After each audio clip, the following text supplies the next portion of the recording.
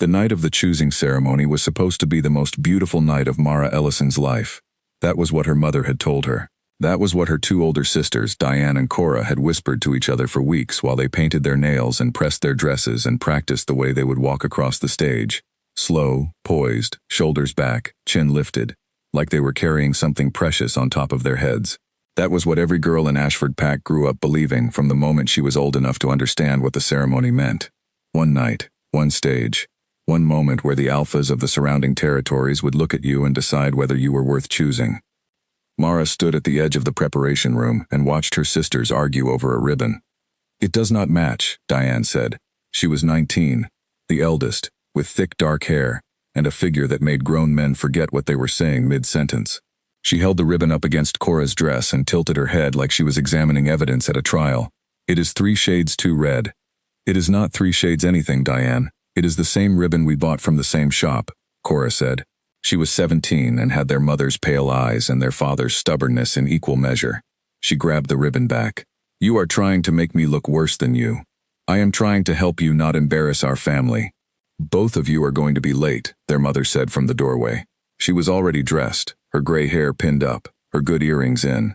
She looked at Mara as she said it, though Mara was the only one who was already ready. Mara had been ready for an hour.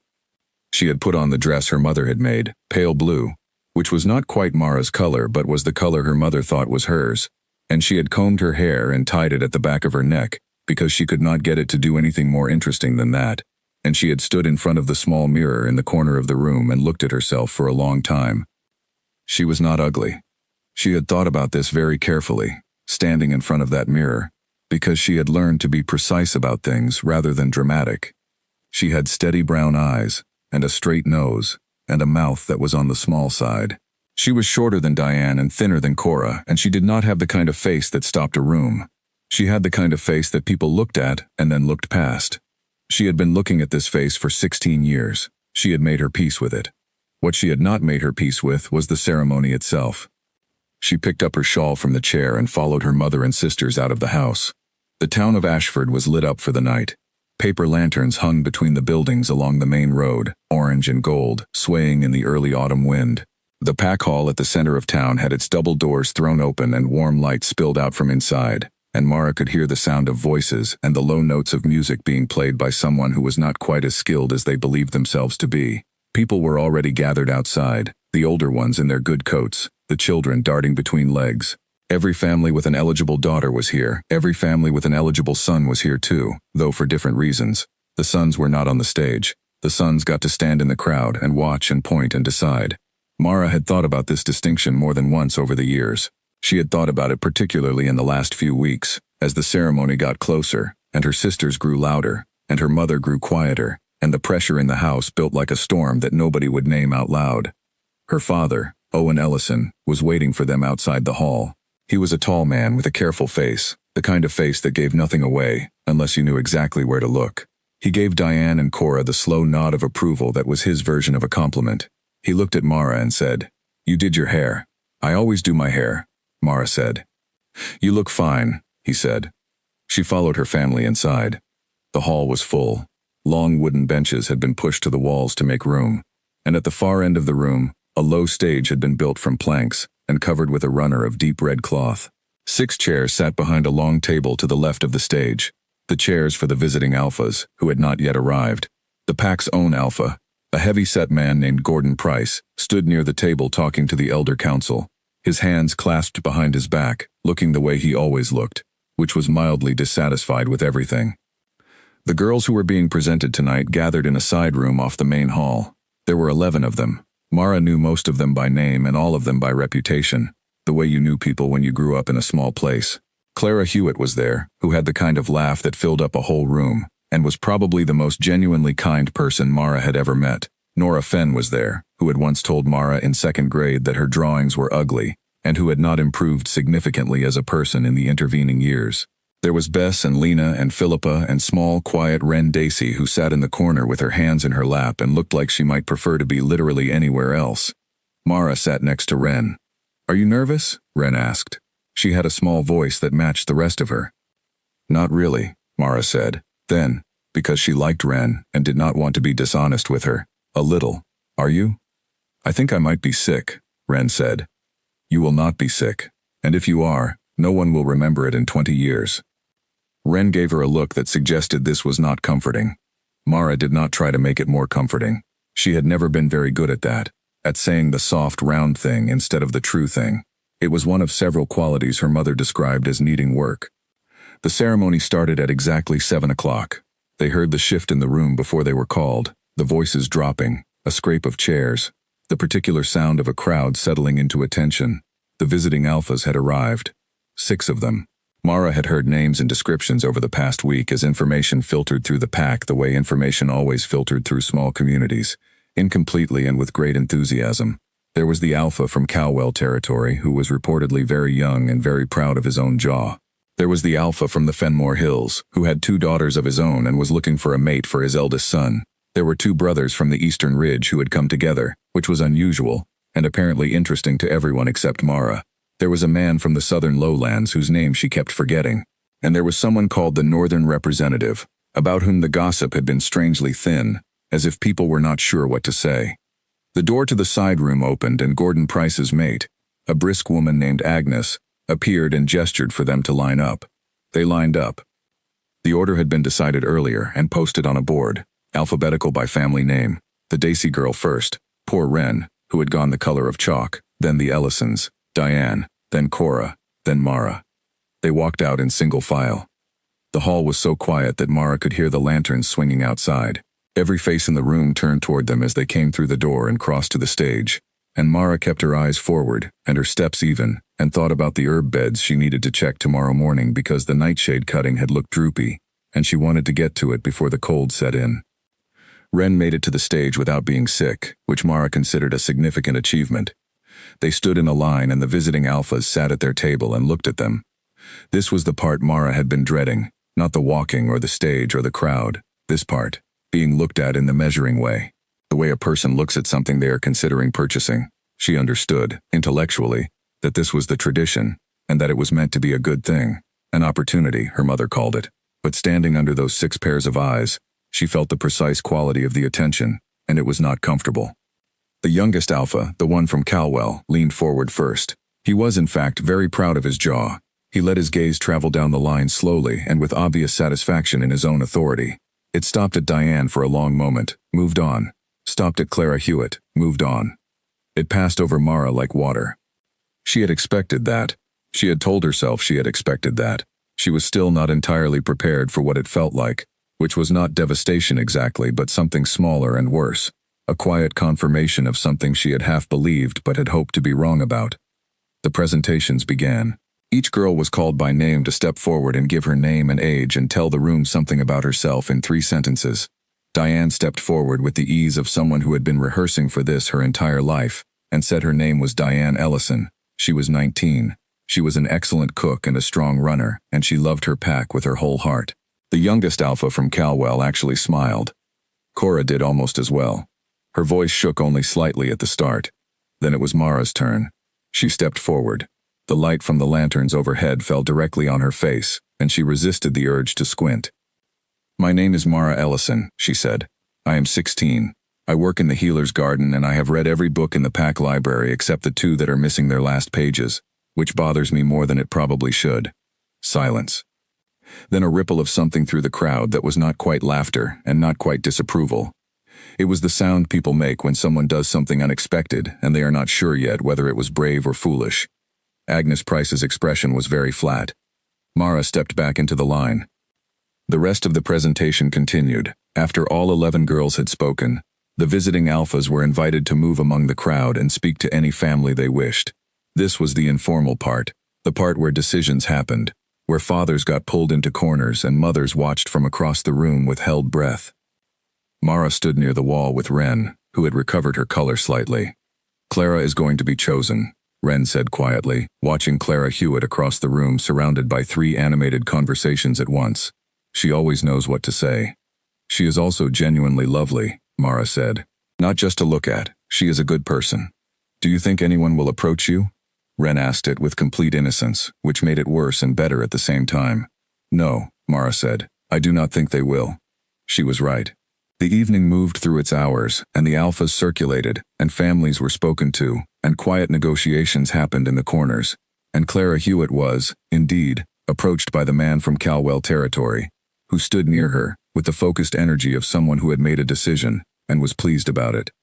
No one approached Mara. No one approached Ren either, which Mara felt more badly about. She said so. "It is fine," Ren said, though her voice was thin. "It is fine," Mara agreed. Her father found her near the end of the night. He had a cup of something warm in his hand, and he stood next to her for a moment without speaking, watching the room, the way he sometimes stood next to her at the edge of the garden at home and watched the sky turn. "The Calwell Alpha is interested in Diane," he said finally. "I know," Mara said. "You did well on the stage." She looked at him. His face was as careful as always, giving very little, but something around his eyes was doing the thing it did when he was embarrassed and covering it. "I told the truth," she said. "I do not think that is quite the same as doing well." He was quiet for a moment. "You should have said something about your good qualities. Reading every book in the library is a good quality. It is not the kind they are looking for." Mara looked at the room, at the lanterns, at the people, at the stage with its red cloth runner, already looking slightly less ceremonial now that the evening was winding down. "I know," she said quietly. She found her shawl on the bench where she had left it, and she said goodnight to Ren, who was still standing near the wall. She slipped out through the side door before the formal closing of the evening, before the toasts and the announcements. The air outside was cold and clean. The lanterns along the road were still swaying.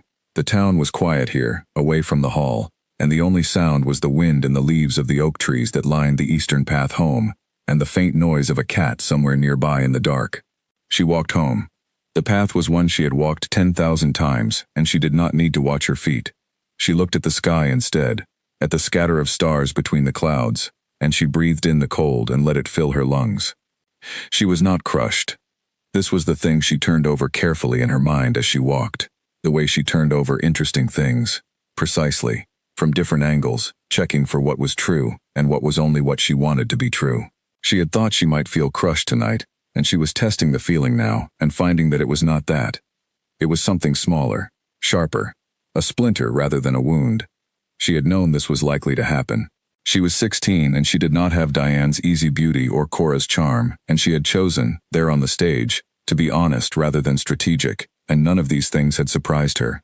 What had surprised her was how quiet the room had been after she spoke, and how, in that quiet, she had noticed one of the visiting alphas, not the young proud one from Calwell, but the one at the far end of the table, the one about whom the gossip had been strangely thin, watching her with an expression she could not read. Not the measuring look, something else, something more like attention. She had looked away before she could decide what it meant. She pushed open the gate at the end of the garden path and latched it behind her and went inside. The house was dark except for the lamp her mother left on in the kitchen. Mara sat down at the kitchen table in her pale blue dress and took her hair down and set the ribbon on the table beside her. The garden was waiting. The nightshade cutting was droopy. Tomorrow she would check the soil and the drainage and the angle of the morning light, and she would figure out what it needed. Because plants were something she understood, and understanding things, figuring out what they needed and why, was what she was good at. She sat at the table for a while in the quiet. From outside came the faint sound of the barn cats, settling in for the night, small and unconcerned with ceremonies. She listened to them for a while. Then she went to bed. The morning came in gray and cold, the way mornings in Ashford came in October, with mist sitting in the lower part of the garden and the smell of wet earth coming through her open window. Mara was awake before the rest of the house. She dressed in her work clothes, pulled on her boots, and went out. The herb beds were along the south wall where the stone kept some warmth.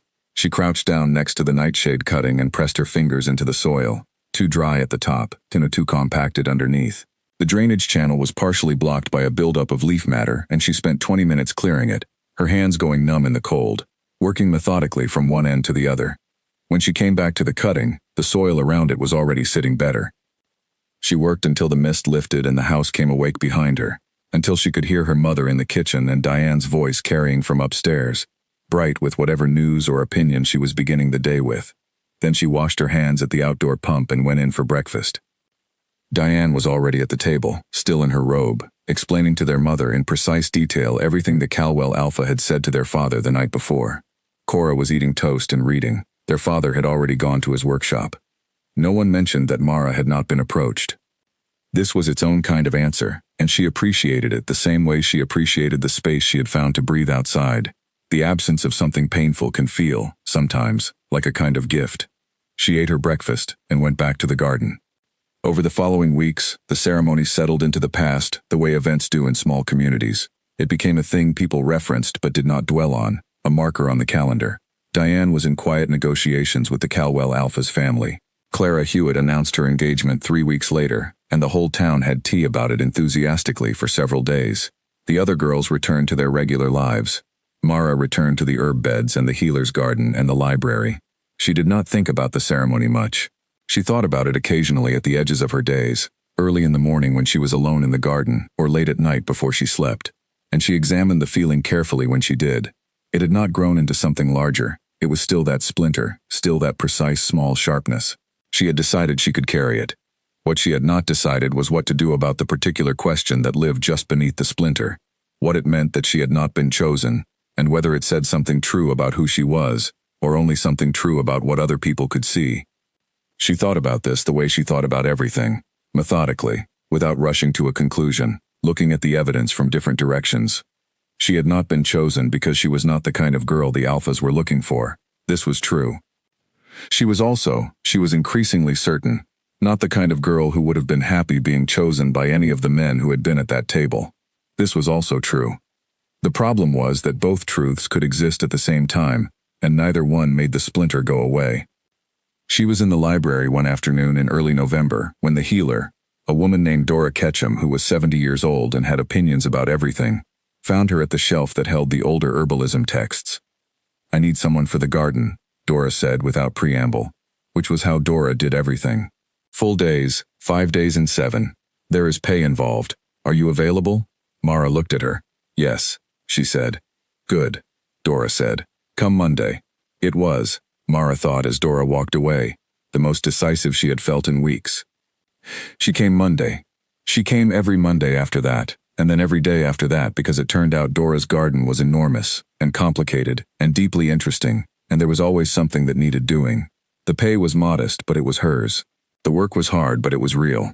She learned the name of every plant and its use and its season, and the way it interacted with everything around it. And she learned these things with the deep attention she gave to things she actually cared about, which meant she learned them thoroughly. She was good at this. She was better at this than she had been at anything else so far in her life, and while she did not say this out loud, she felt it quietly in the way of things that are true. Months passed. The Calwell Alpha's interest in Diane cooled. Something had gone wrong in the negotiations, something she was not told directly but could piece together from the shape of her parents' silences, and Diane went quiet in the way she went quiet when she was angry about something she could not fix. Cora turned 18 and began talking about the next ceremony season with a focused brightness that was part excitement and part performance. Mara replanted the south wall beds and added a cutting garden near the east fence, and figured out why Dora's lemon thyme had been struggling for 3 years, which turned out to be a pH problem in the soil that was simple to correct once you identified it correctly. Dora, who expressed approval the way a mountain expresses weather, rarely, and when she did, you noticed, said, "Good." Mara decided it was enough. She decided to keep deciding that.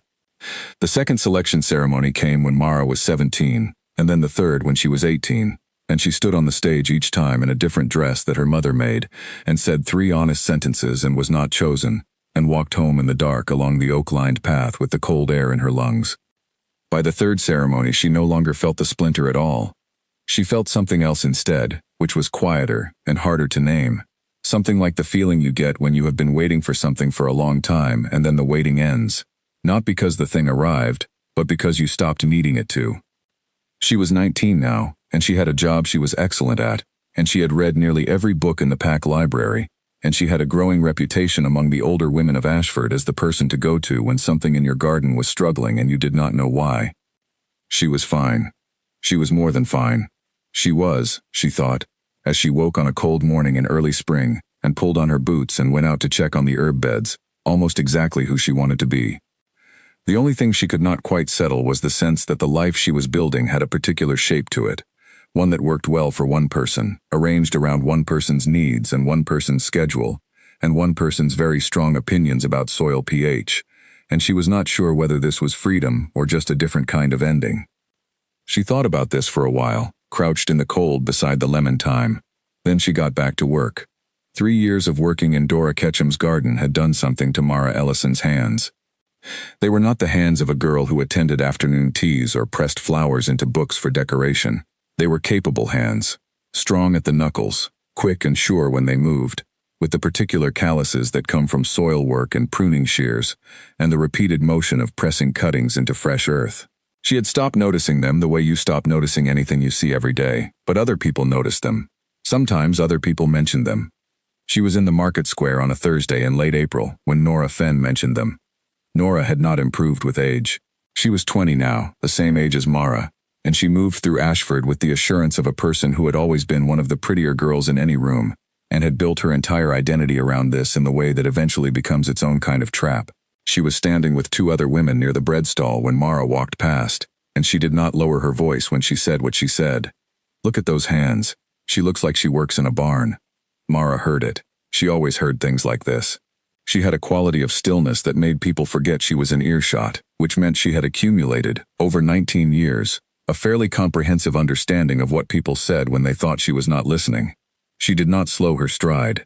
She bought the dried sage Dora needed and the small wheel of hard cheese she wanted for herself, and she went back to the garden, and she set the things down on the workbench, and she went outside and crouched beside the new bed of calendula she had been building along the north fence.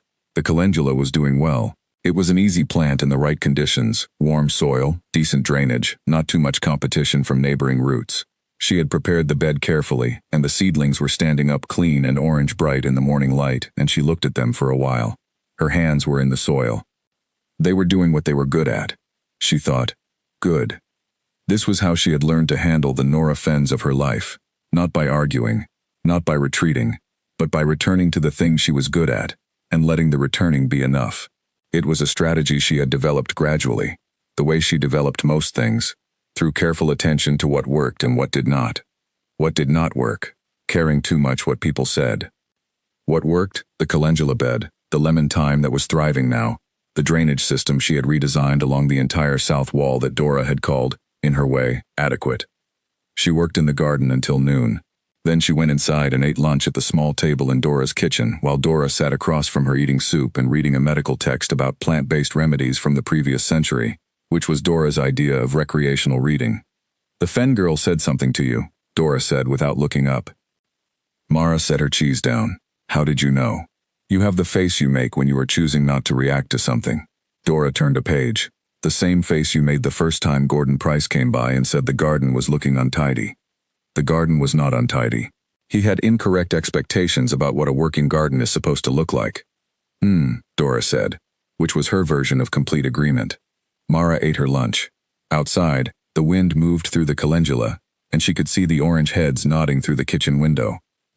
"You know what I think about Nora Fenn," Dora said, still not looking up.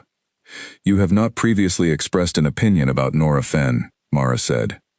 "I am expressing one now. She peaked at 15.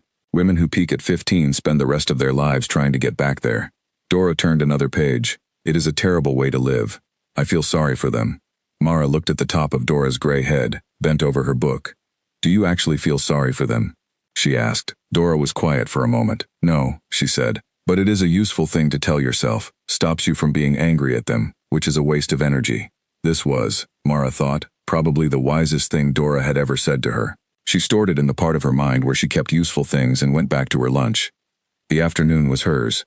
Dora preferred to have the kitchen to herself after 2 o'clock when she prepared her remedies, so Mara had established a habit of leaving the property by mid-afternoon and returning the next morning.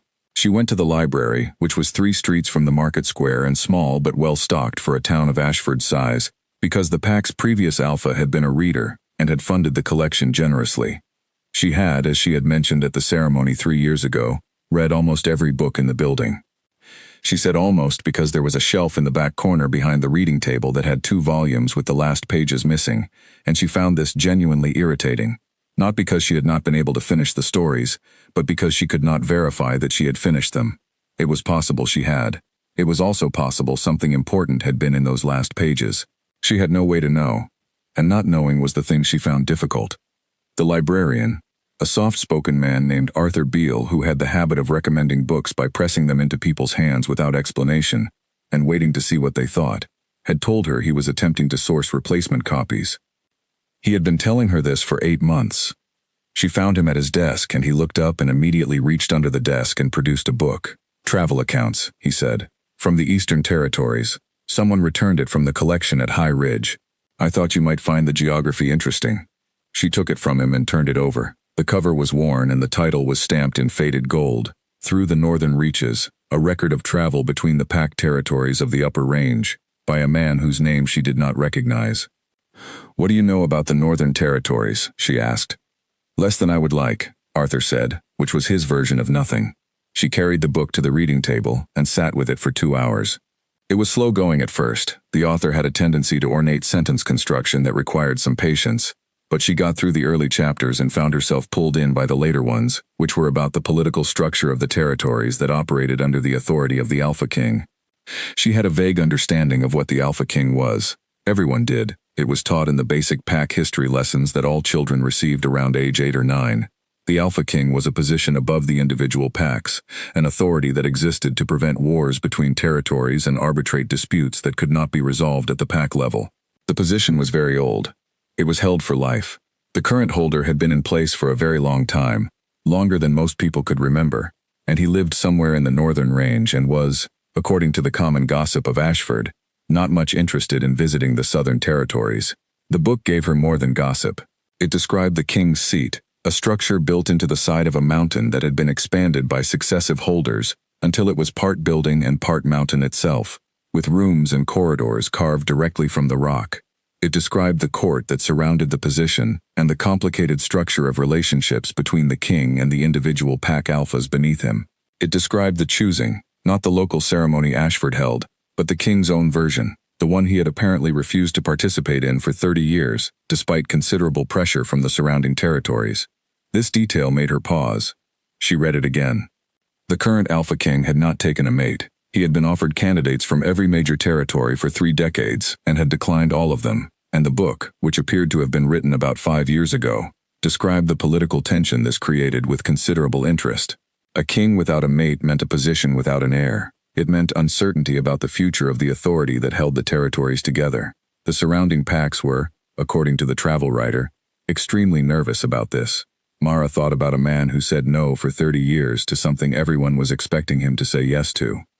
She thought about the particular quality of that kind of choice. Then she closed the book and put it on the return pile, because her own choices, modest as they were, needed attending to, and she had seeds to sort before the weekend. The following Tuesday was, in ways she could not have anticipated, the day everything started to shift. She was in the market square again, this time picking up a delivery of clay pots that Dora had ordered from the potter on the North Road. She was loading them carefully into the cart. The potter's assistant was a teenager who did not understand that clay pots were not supposed to clank against each other, when she heard a voice behind her. "That one is going to crack if you load it against the others without wrapping it." She turned around. The man standing behind her was large in a way that she registered before she registered anything else. Not threatening large, but the kind of size that meant you noticed the space he was taking up. He was somewhere in his early 30s, she thought, with a straightforward face and dark eyes and the kind of stillness about him that suggested he was not the sort of person who spoke without thinking about what he was going to say first. She looked at the pot he was indicating. He was correct.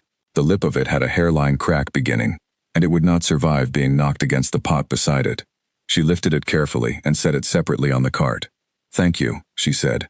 "The lip was the giveaway," he said. "Once it starts there, you have to isolate it." "I know," she said. "I was loading too fast." She looked at him. She did not recognize him, which was not common in Ashford. "You know clay work?" "Enough," he said. He looked at the pots remaining. "Do you want a hand with the rest?" She considered this.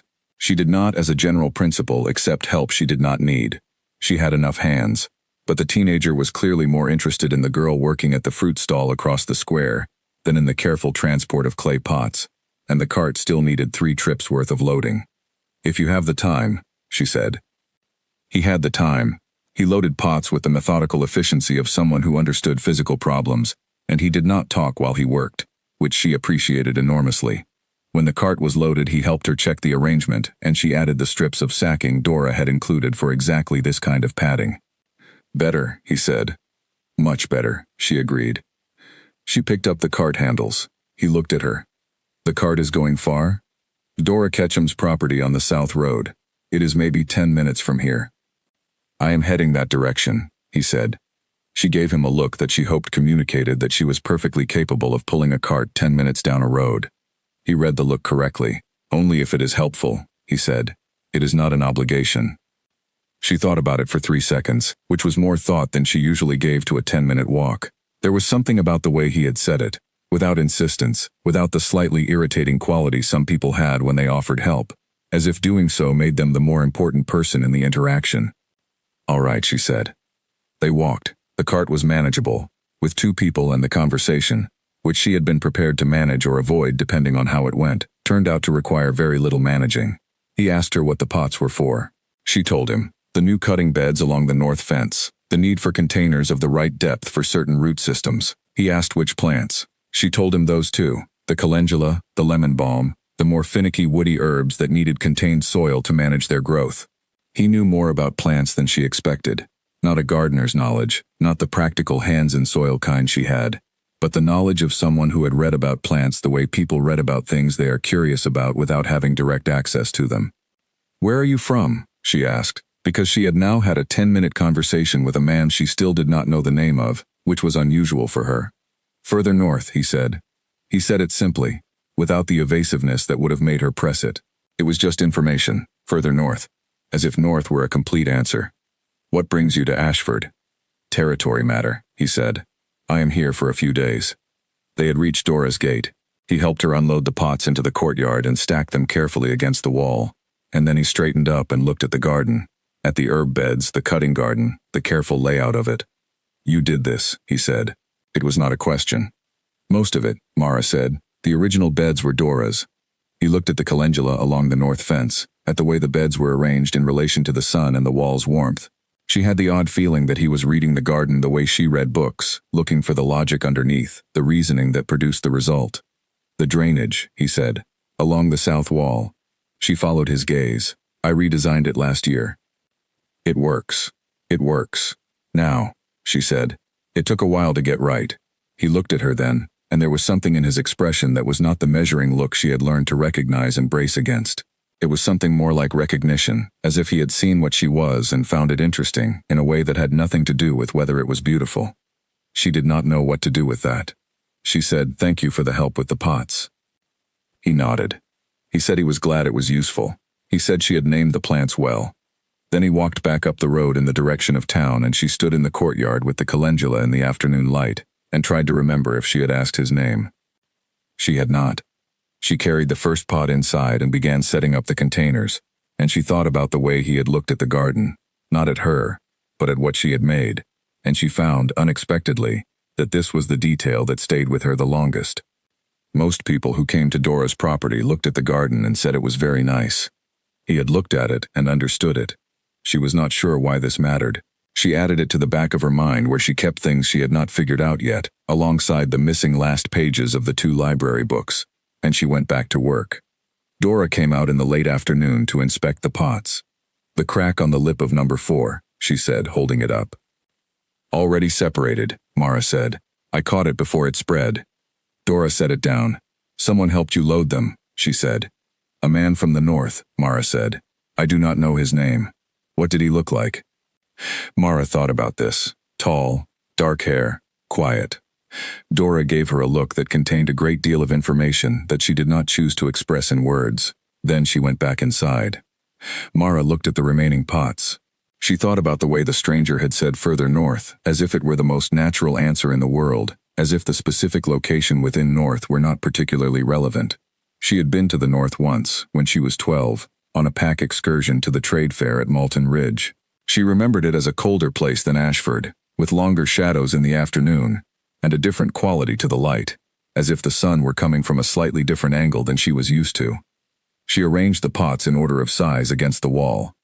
She thought he knew what he was looking at. Then she put the thought away and went to check on the lemon thyme. Over the following days, life in Ashford continued at its usual pace, which was steady and unsurprising, the way life in small places tends to be. The ceremony season for the year had passed. It was the wrong month, and there was no particular event on the calendar to give the community something to organize itself around. Diane was quietly seeing a young man from Calwell who was not an alpha but had a respectable family and clear prospects, and their mother had decided to be pleased about this after 2 weeks of careful consideration. Cora had been chosen at the previous year's ceremony by the second son of the Fenmore Alpha, and the arrangements were ongoing, and Cora appeared to be genuinely happy, which Mara was genuinely glad about. Their father had said nothing directly to Mara about her continued unchosen status. He was the sort of man who communicated most of what he meant through silence, and she had learned to read him well enough to know that his particular silence on this topic was not disapproval but something closer to resignation. He had, she thought, made his peace with the fact that she was who she was. She appreciated this more than she could have said. She was in the library on Friday afternoon, when Arthur Beale looked up from his desk and said, without preamble, "A man was in this morning asking about the territory history section." She looked up from the travel account she had decided to read a second time. "A man. Not from here," Arthur said. "Northern, I thought. From the accent. Big fellow. He was very polite." She set the book down carefully. "Did he find what he was looking for?" she asked. "I do not know," Arthur said. "He spent about an hour at the shelf and then he left. He said it was an excellent collection for a town of this size." "That is what it is," Mara agreed. It was, in fact, a very good collection for a town of Ashford's size, which was something she felt genuinely fond of. She picked the book back up. She turned to the section on the King's Court and read it again with the slightly different quality of attention she gave to things that had started to feel like they might be relevant. She still did not know his name. She thought about this on the walk home, past the oak trees, in the early evening light. She thought about what it meant that he had been in the library looking at territory history, and what it meant that he had described himself as here on a territory matter, and what it meant that he had come from further north. These things assembled themselves in her mind the way plant problems assembled themselves, individual observations that, when you looked at them together, began to suggest a pattern. She was not sure yet what the pattern was. She was a person who did not rush to conclusions, which was both one of her best qualities and, occasionally, a mild inconvenience to herself. She walked through the gate and into the garden and checked on the seedlings in the last of the evening light, and she thought about a man who had looked at her drainage system and understood it, and she thought about the peculiar quality of being seen by someone who knew what they were looking at. It was, she decided, a feeling she had not had very often. She was still thinking about it when she went to bed. She was still thinking about it when she woke up the next morning, which told her something. She put her boots on and went to work. His name was Calder. She found this out not from him but from Percy Watts, who ran the South Road Inn, and had the kind of memory for names and faces that made him very good at his job, and occasionally alarming to spend time with. Percy mentioned it in passing, the way he mentioned most things, casually, while doing something else, so that the information arrived without the feeling of being delivered.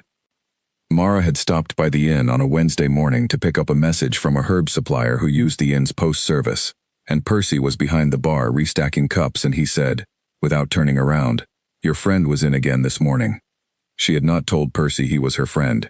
She had mentioned him once, in the context of explaining why a delivery of clay pots had arrived at Dora's with correctly arranged padding and no additional cracks.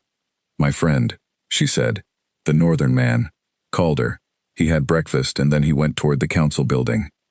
She took her message from the board and said thank you and left. Calder. It was the kind of name that matched what she had already assembled in her mind about him. Straightforward, no ornamentation. The sort of name that did not try to be anything other than a name. She thought about him going toward the council building. Territory matter, he had said. Whatever that was, it apparently involved multiple meetings at the council building, multiple mornings at the inn, and a visit to the library's territory history section. She filed this alongside the other observations and kept walking. She was almost at the edge of the market square when she heard her name.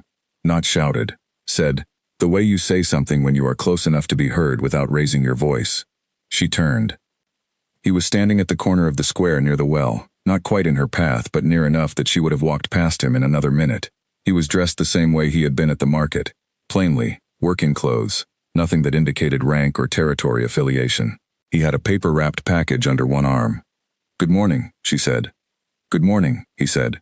He fell into step beside her as if they had agreed to walk together, which they had not, and she found she did not object to this. "How did the pots turn out?" "3 are in use already. The others are waiting for the seedlings to be ready." She glanced at him. "I heard your name this morning. Percy Watts mentioned you came in for breakfast. He is good company," Calder said. "Very thorough memory." I know, Mara said. It is sometimes inconvenient. She paused. I am Mara Ellison. I realized we did not do that properly. Calder, he said. Just Calder. She let this sit for a moment. Just Calder. As if the name were the whole of the information. Territory matter, she said. Is it the water rights dispute? Because that has been going on for 3 months, and I think Gordon Price has been handling it poorly. He looked at her with the same quality of attention he had given the garden, as if he were calibrating. How do you know about the water rights dispute? I go to the library, she said. There are documents. And Dora Ketchum knows everything that happens in this town. She has opinions about the boundary survey methodology. Does she? He said. It was not quite a question. She thinks the survey from 11 years ago used a reference point that has since been removed, which makes the current argument about territory lines somewhat circular, Mara said. I think she is right. Have you seen the original survey records? There was a pause. Not yet, he said. Are they at the library? Arthur Beale will know where they are. You should speak to him. They had reached the corner where the south road branched off toward Dora's property. She stopped. It is a useful suggestion, he said. It is a true one, she said. Whether it is useful will depend on what the records show. He looked at her for a moment with that particular expression she still had not quite named. Not surprise exactly. Something more like the quiet satisfaction of finding what you were looking for in the place you least expected it. She said goodbye and turned down the south road, and she did not look back, because she was not the kind of person who checked to see if someone was watching her go. She assumed he was not. She told herself she had no particular feeling about whether he was or was not. She was lying to herself, mildly. She was getting better at identifying when she did this. She worked through the morning on the cutting garden, transplanting the more established seedlings from their temporary containers into the prepared beds. It was detailed work that required full attention, and she gave it that, and she did not think about Calder or the water rights dispute or the quality of his attention for several hours, which was approximately what she had expected. Dora came out at 11 with 2 cups of tea and handed one to Mara without asking if she wanted it, because Dora had long ago decided that certain things did not require asking. The northern man stopped by, Dora said. Mara looked up from the seedling she was holding. This morning? Half an hour ago. You were in the far bed. I spoke with him. Dora drank her tea. He wanted to see the original boundary survey records. I have a copy. I gave it to him. You had a copy. Someone has to keep these things, Dora said. The council certainly does not. Mara set the seedling into the prepared hole and pressed the earth around it. She thought about Calder arriving at Dora's gate half an hour after she had mentioned the survey records. She thought about the directness of this, the uncomplicated action of hearing something useful and then going to find it. What did you think of him? She asked. Dora was quiet for a moment, which was not her usual mode. When Dora was quiet, it generally meant she was deciding how much to say. He is careful, she said finally. Careful, Mara repeated. He listens before he speaks. He does not pretend to know things he does not know. He asked questions that showed he had thought about the problem. Dora finished her tea. I have met 4 or 5 people like that in my life. It is a useful quality. Mara transplanted 3 more seedlings. He is here on a territory matter, she said. Yes, Dora said. Do you know which one? Another pause. I have some thoughts, Dora said. I will keep them to myself for now. This was unusual enough that Mara looked up again. Dora kept very little to herself. She expressed opinions with the regularity and reliability of a well-maintained clock. All right, Mara said. She went back to the seedlings. Over the next week, Calder became a recurring presence in the landscape of Ashford's ordinary days, in a way that Mara noticed without drawing particular attention to. She saw him at the market on Thursday morning. She saw him at the edge of the council meeting that was open to the public on Friday afternoon, standing, not seated, near the back wall, watching the proceedings with the same careful attention he seemed to give everything. She saw him from a distance at the well on Saturday, talking to the older man who maintained the water system for the pack, drawing a small map on a piece of paper as the man pointed at various points in the distance. She did not approach him on any of these occasions. She was not in the habit of approaching people. She went where she needed to go and did what she needed to do, and if their paths crossed, they spoke, and if they did not, they did not. Their paths crossed on Tuesday. She was in the library. The travel account had given way to a text on Northern Pack history that Arthur had pressed into her hands with unusual enthusiasm. When Calder came in through the door, he saw her immediately. She thought he had a quality of noticing things quickly, as if he were always tracking the room without appearing to do so. He came to the table where she was sitting and looked at the book. Pack history? He said. Northern Pack History, she said. Arthur recommended it. He sat down across from her, which required no invitation and received no objection.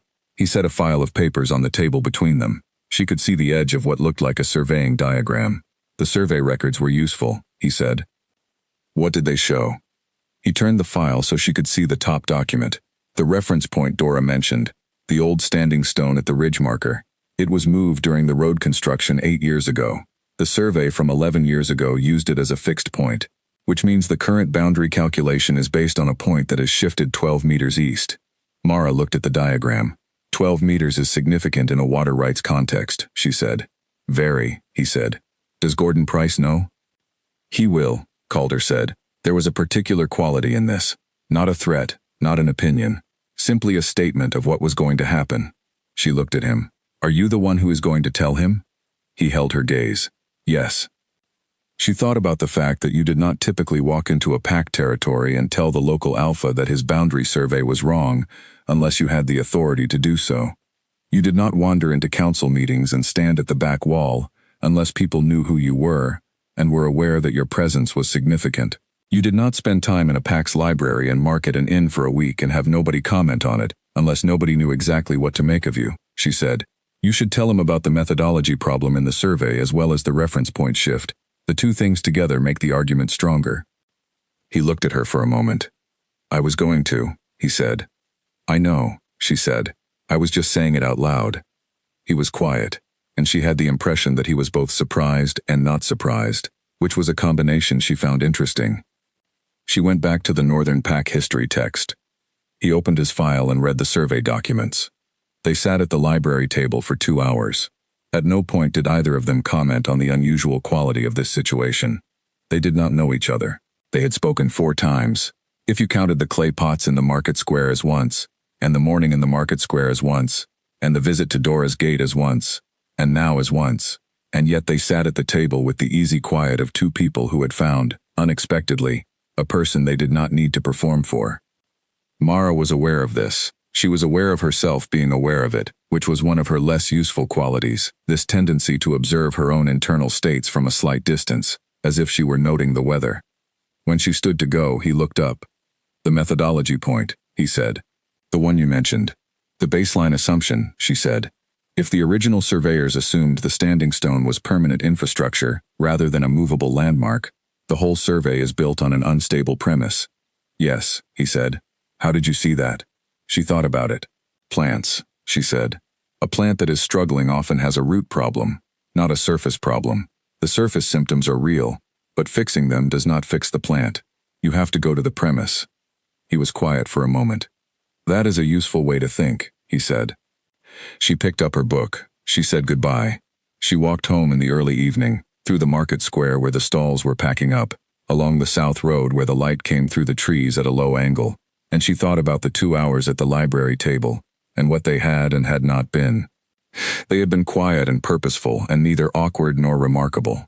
They had been the kind of time you spend with someone who is doing something in the same space as you, not requiring anything from you, not filling the air with unnecessary noise. She had not had very many hours like that.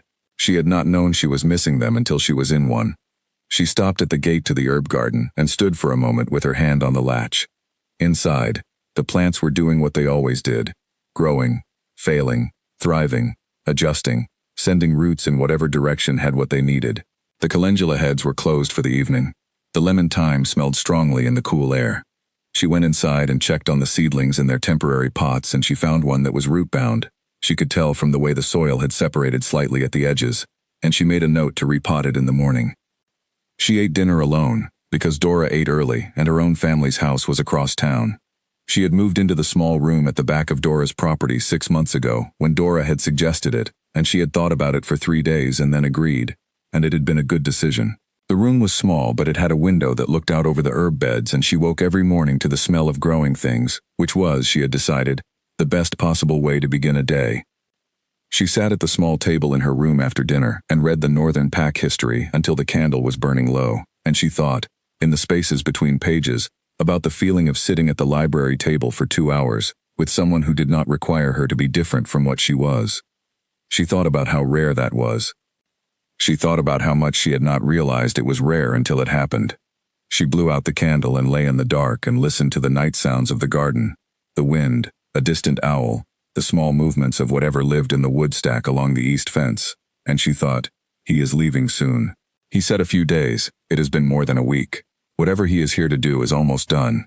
She thought, that is fine. She thought, it is a good thing that it is fine, because it needs to be. She was still trying to decide whether she had convinced herself when she fell asleep. She was in the garden before dawn the next morning, repotting the root-bound seedling by the light that came in from the east, and she did not look up at the sound of footsteps on the south road, because footsteps on the south road were common enough and she had work to do. But the footsteps stopped at the gate. She looked up.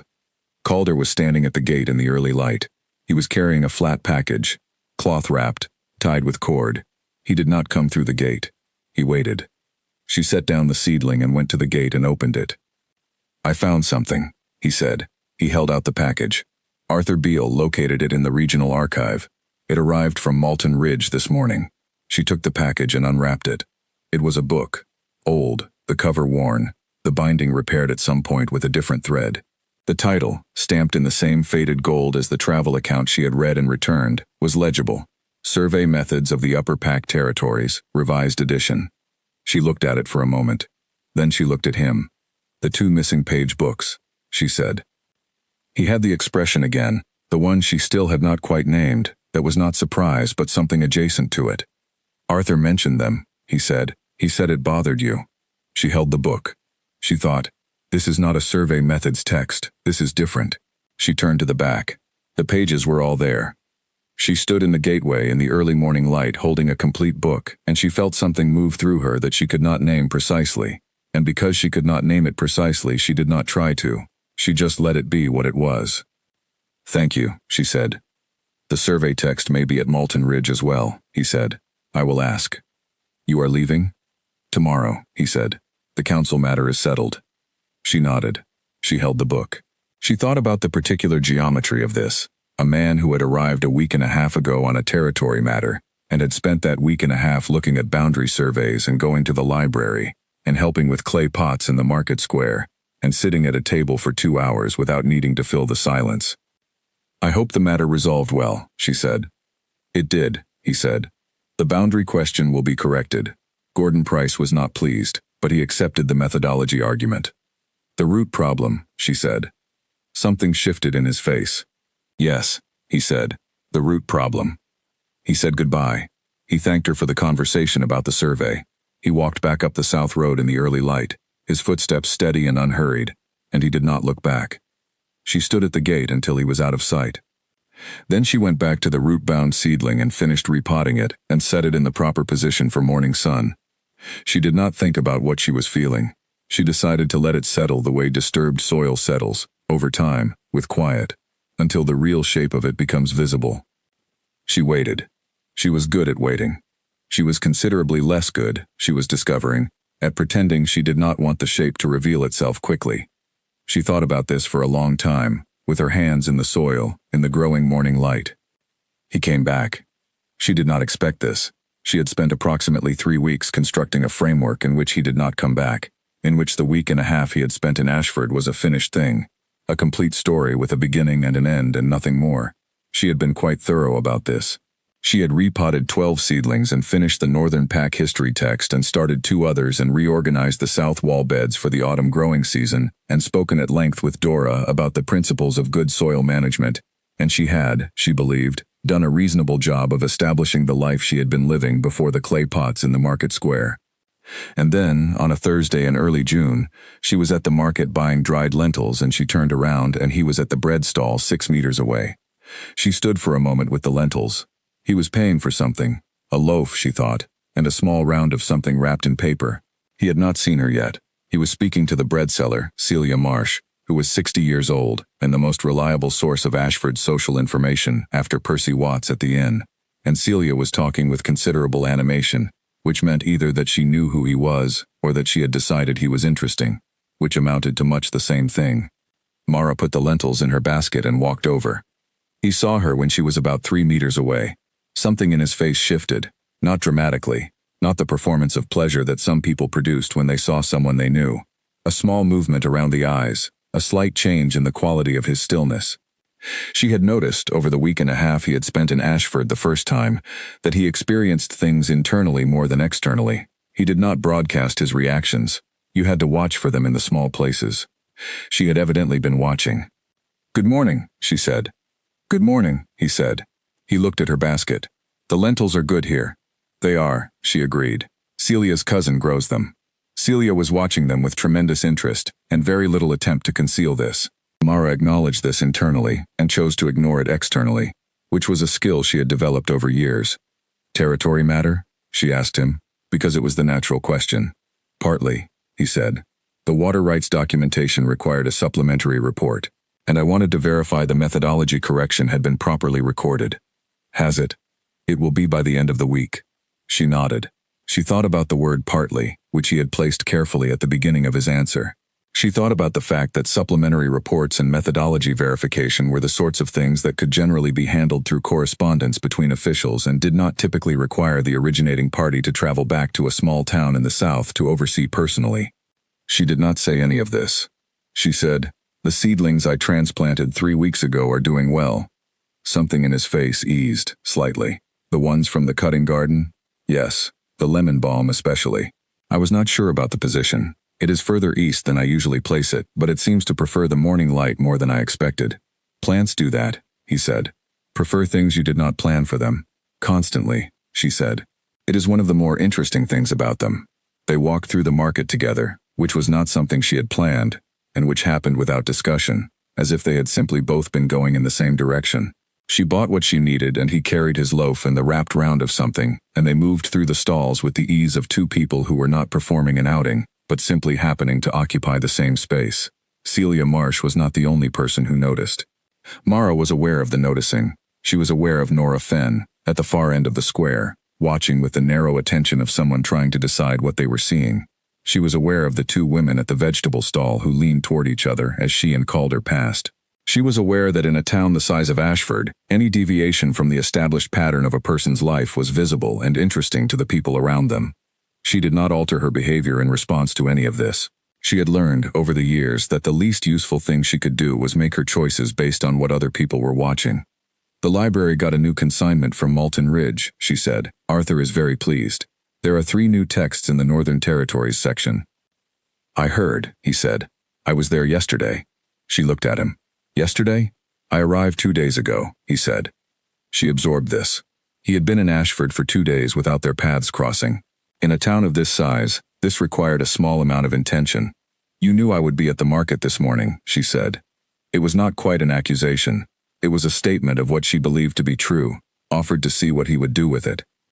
He was quiet for a moment, not the silence of someone scrambling for an answer, but the considered silence of someone choosing how honest to be. "Percy Watts mentioned your schedule," he said. She thought about Percy Watts and his comprehensive memory. She thought about a man asking an innkeeper about the schedule of a woman he barely knew. "Percy should not have told you that," she said. "No," Calder agreed, "but he is very thorough." "He is," she said. They had reached the edge of the square.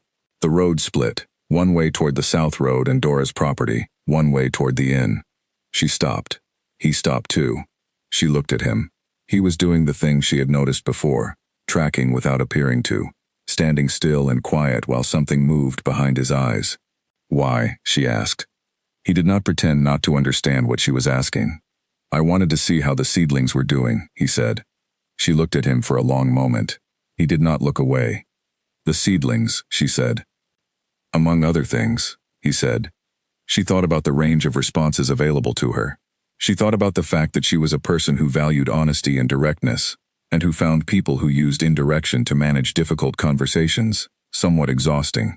She thought about the fact that she also did not particularly want to have a direct conversation about what, among other things, meant in the middle of the market square with Celia Marsh, at a stall that had clear sightlines to where they were standing.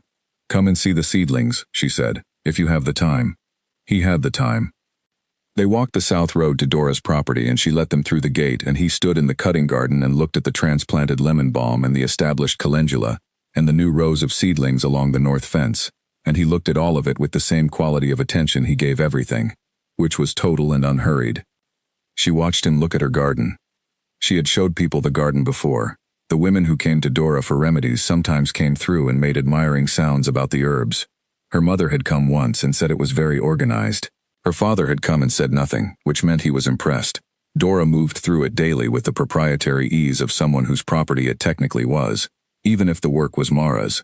Nobody looked at it the way Calder looked at it. He looked at it as if he were trying to understand how it worked, not merely register that it was nice. He noticed the arrangement of the plants in relation to each other. He noticed the way the taller plants were positioned to give partial shade to the more sensitive ones in the afternoon. He noticed the small stakes she had added along the edge of the north bed to redirect the drainage flow toward the existing channel. "You changed the flow direction," he said. "After the last rain," she said.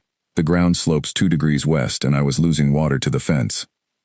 2 degrees, he said. "How did you measure that?" "I did not measure it precisely," she said. "I watched where the water went." He looked at her. "You watched where the water went," he said slowly, as if he were repeating something interesting. "Things show you what they need if you pay attention long enough," she said. He was quiet for a moment. "That is true," he said, and there was a weight in it that she was not sure was entirely about gardening. Dora appeared in the kitchen doorway.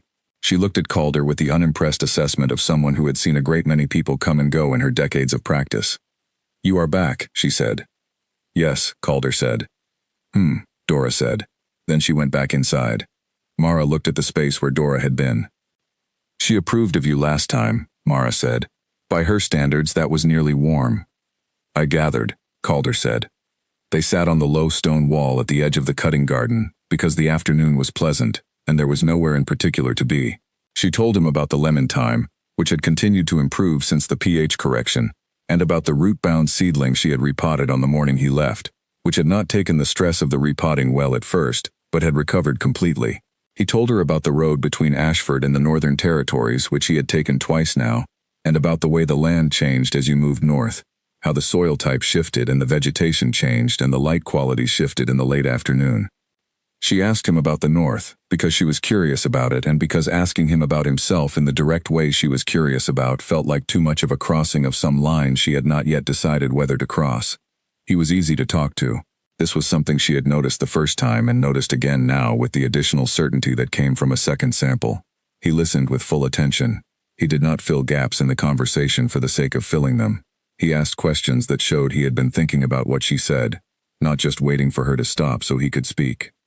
She did not meet many people she could say any of these things about. At some point in the afternoon, Dora brought tea without announcement and set the cups on the wall and went back inside without speaking, which was the closest thing to a blessing she was likely to give. Mara watched Calder pick up his cup. She thought about the fact that he had come back. She thought about the word partly, and the fact that Percy Watts had been asked about her schedule. She thought about 2 days of being in the same small town without finding a reason to walk to the South Road. She thought, he is being careful. She thought, I am also being careful. She thought, we are both being careful in the same direction, which is either an efficient use of caution or a significant waste of time, and she genuinely could not decide which. She said, you are going to keep coming back, are you not? It was not a question, quite. It was somewhere between a question and a statement, and she had said it before fully deciding to. He looked at the cup in his hands. Yes, he said. The afternoon was warm, and the herbs smelled strongly in the sun, and somewhere in the garden, a bee was working through the calendula, with the focused industry of something that knows exactly what it needs and where to find it. She thought all right. She thought all right. She did not say either of these things out loud. She said, the survey methodology correction. Does the other territory accept it? He looked at her for a moment, and she had the impression he knew exactly what she was doing, which was steering the conversation back to solid ground while she thought about the ground that was less solid. He let her do it. He answered the question. She listened, and she drank her tea, and she thought about the shape of things. He stayed until the light changed. He helped her move the heavier pots into the sheltered corner before dark. It was his idea, and she let him, because the pots were genuinely heavy, and she had been planning to do it herself, and it was more efficient with 2 people. He did it without fuss, the way he did most physical things, with the straightforward competence of someone who understood how objects in space worked. When he left, she stood at the gate for a moment. She was not waiting to see if he looked back. She was just standing. The evening air was cooling. The herbs were settling. The bee had finished its business and gone home. She thought about what it meant that she was standing at the gate. She went inside. Over the following days, Calder finished whatever required his presence at the council building, and he did not leave. He walked his own routes through the town. She knew this from Percy and from Celia and from the reliable intelligence network that is the interior life of a small community.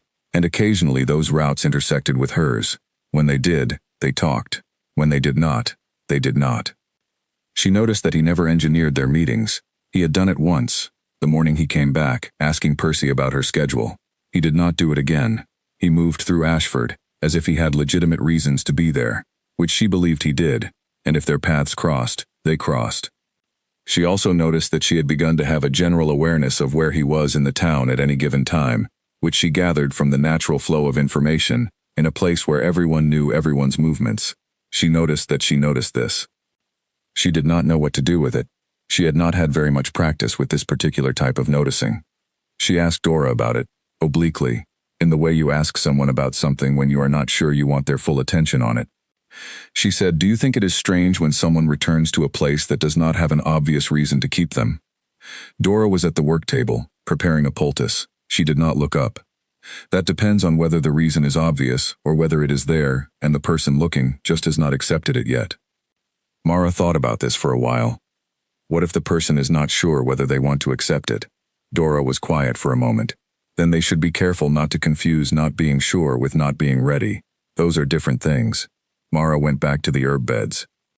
She worked until her back ached and the light was almost gone, and she thought about the difference between not being sure and not being ready, and she turned it over the way she turned over the things she had not figured out yet, and she thought that Dora was probably right, as Dora generally was about the things that were not plant-related.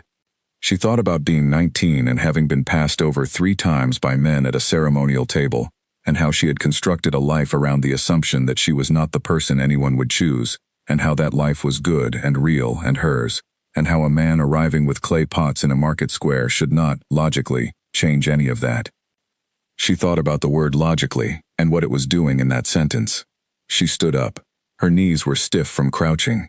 The evening star was just visible in the clearing sky over the east fence. She thought, "I am not afraid of him." She thought, "I am afraid of what it means if this is what I think it might be, and I am wrong about it." She thought, "That is the one that is not going to go away by itself." She went inside and ate dinner and read her book and went to bed, and she lay in the dark listening to the garden. And for the first time in a long time she did not fall asleep quickly. She lay awake and thought about the difference between a person who had made peace with being alone and a person who had simply stopped expecting anything else. It was, she discovered, a very uncomfortable distinction. She was still thinking about it when the house settled into full dark and the night moved into its deeper hours, and she was beginning, she thought, to understand why it was uncomfortable. The calendula heads were closed. The lemon thyme smelled of nothing in particular in the dark. The south road was quiet. She thought, all right. She did not sleep for another hour. But she thought, all right. The news arrived on a Friday, which was the day Celia Marsh restocked her bread stall, which meant that the market square was particularly full, which meant that when the news arrived it had the maximum possible number of people to travel through. Mara was at the herb supplier's stall on the east side of the square when she heard the shift in the conversation around her. There is a particular change in the sound of a crowd when significant information moves through it, a sharpening, a tightening, the way a group of birds all lifts and turns at once in response to something one of them sensed first. She noticed it before she could identify its cause. She bought her dried rosemary and her nettle seed and turned around. The conversation near the well had stopped being multiple separate conversations and become one single excited exchange. She could see Gordon Price's aide, a young man named Owen Fitch who was 21 and took himself very seriously, walking quickly toward the council building with the air of someone who has just received information he does not entirely know what to do with. She looked for Percy Watts. Percy was always fastest. She found him at the edge of the square talking to the blacksmith. She did not need to ask. Percy saw her and said, without preamble, "The man at Dora Ketchum's garden, your northern visitor. He is not here on a water rights matter." "I know he is not only here on a water rights matter," she said. "No," Percy said. "I mean he is not here in that capacity at all. The water rights matter was real, but it is not why he is in Ashford. He is the Alpha King." The square went on around her. The bread seller called out prices. A child chased something near the well. 2 women argued pleasantly about the price of wool. She stood with her dried rosemary and her nettle seed. Calder, she said. Yes, Percy said. He had the expression of a man who was delivering information he found both interesting and slightly delicate, which was not his usual mode. Percy generally found information interesting and not delicate at all. He has apparently been traveling through the Southern Territories on a general inspection. No announcement, no formal visit. He does not do the formal visits anymore apparently. He just goes. She thought about a man walking into a market square to help with clay pots. She thought about him sitting at the back of a council meeting. She thought about him reading territory history in the library and asking Arthur about survey records. She thought about the look he had given her when she said something about root problems. How long has everyone known? She said. Gordon Price apparently knew immediately, Percy said. He told his aide not to say anything. Wanted the visit to be. Percy paused, searching for the word. Unencumbered. Unencumbered. She repeated. The aide is apparently not as good at keeping information as Gordon hoped, Percy said. Fitch told his mother. His mother told the baker. The baker told me.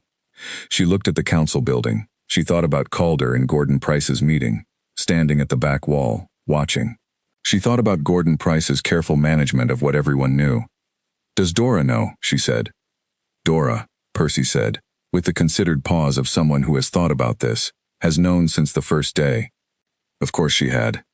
Mara walked home. She walked fast, which was not her usual pace, because her usual pace was deliberate and matched to the actual distance she needed to cover, and today the distance felt different from normal. She went through the gate and into the garden and stood in the middle of the cutting beds. The calendula was doing what it always did, which was grow with uncomplicated commitment. The lemon balm was in excellent health. The lemon thyme, her long-term project, had new growth on 3 of the older stems, which was something she had been checking for every morning for 2 weeks. She stood in the middle of all of this and she thought, he was the Alpha King. The man who had carried clay pots in the market square and sat at her library table for 2 hours and helped her move the heavy pots before dark, and asked about the root-bound seedling, was the authority above all pack authority in the upper and lower territories, had declined to take a mate for 30 years, had not held a formal reception in a decade, and had spent the past week and a half in a small southern town drinking tea on a garden wall. She thought, he knew who he was the entire time. She thought, and he came back. She thought, and he did not tell me. She went inside and found Dora in the kitchen with a cup of tea and a book, which was where Dora usually was in the mid-morning when the remedies were finished. You knew, Mara said. Dora turned a page. Yes. You knew, and you did not tell me. No. Why? Dora looked up for the first time. She gave Mara the look she used when she thought Mara already knew the answer, and was asking anyway because she wanted to hear it said. Because you would have changed how you behaved, Dora said, and you were behaving correctly. Mara sat down. The kitchen smelled of dried herbs and the particular dusty warmth of Dora's books. What does correctly mean in this context? She said. Like yourself, Dora said, which is a thing most people stop doing the moment someone significant is watching. Mara thought about the market square, the library, the wall beside the cutting garden. She thought about what she had said and how she had said it and whether any of it was different from what she would have said to anyone else. It was not different. This was, she realized, exactly what Dora meant. He did not tell me who he was, she said. No, Dora agreed. He did not. She thought about why a person in his position would not announce themselves. She thought about the travel account she had read, about the King's Court, the politics, the pressure from surrounding territories. She thought about the way he moved through Ashford, quietly, without ceremony, observing and being observed without the performance of authority.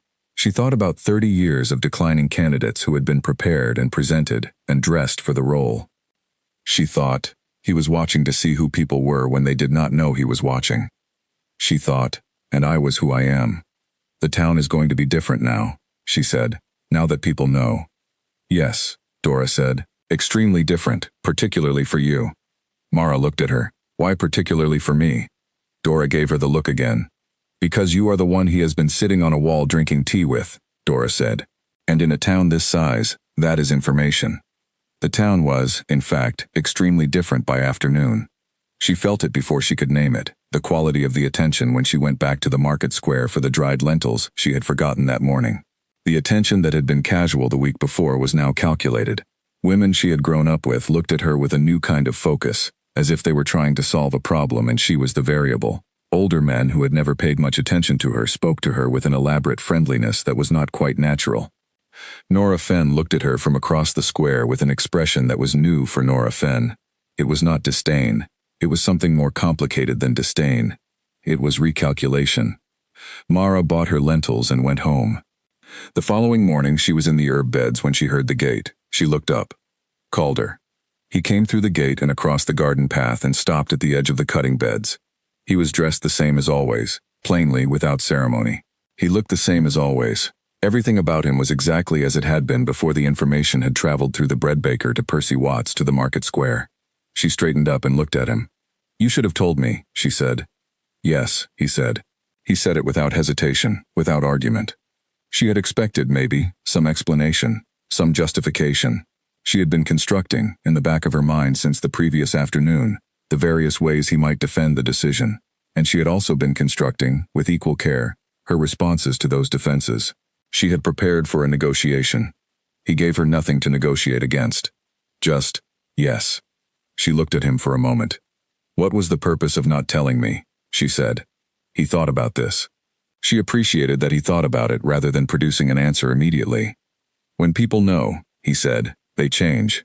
What they say, what they show, what they ask about. Everyone becomes a version of themselves that is arranged for an audience." He paused. "I wanted to know who you were when you were not arranged for an audience." She thought about this. She thought about Dora saying you were behaving correctly. She thought about the word correctly meaning like yourself. "You found out who I was," she said. "Yes," he said. "And then you came back." "Yes." She looked at the calendula. She looked at the lemon thyme. She looked at the stone wall where they had sat and drunk Dora's tea in the afternoon sun. "The people in this town are going to be extremely interested in me now," she said. "I know," he said. "I am sorry for that. The women whose families have been trying to arrange alliances with your position for decades are going to be interested in me in a specific and unpleasant way," she said. "I know," he said. "My older sister Diane is going to have an opinion," she said. Something shifted in his expression. Not quite a smile, but in the area of one. "I expect she will." She looked at him.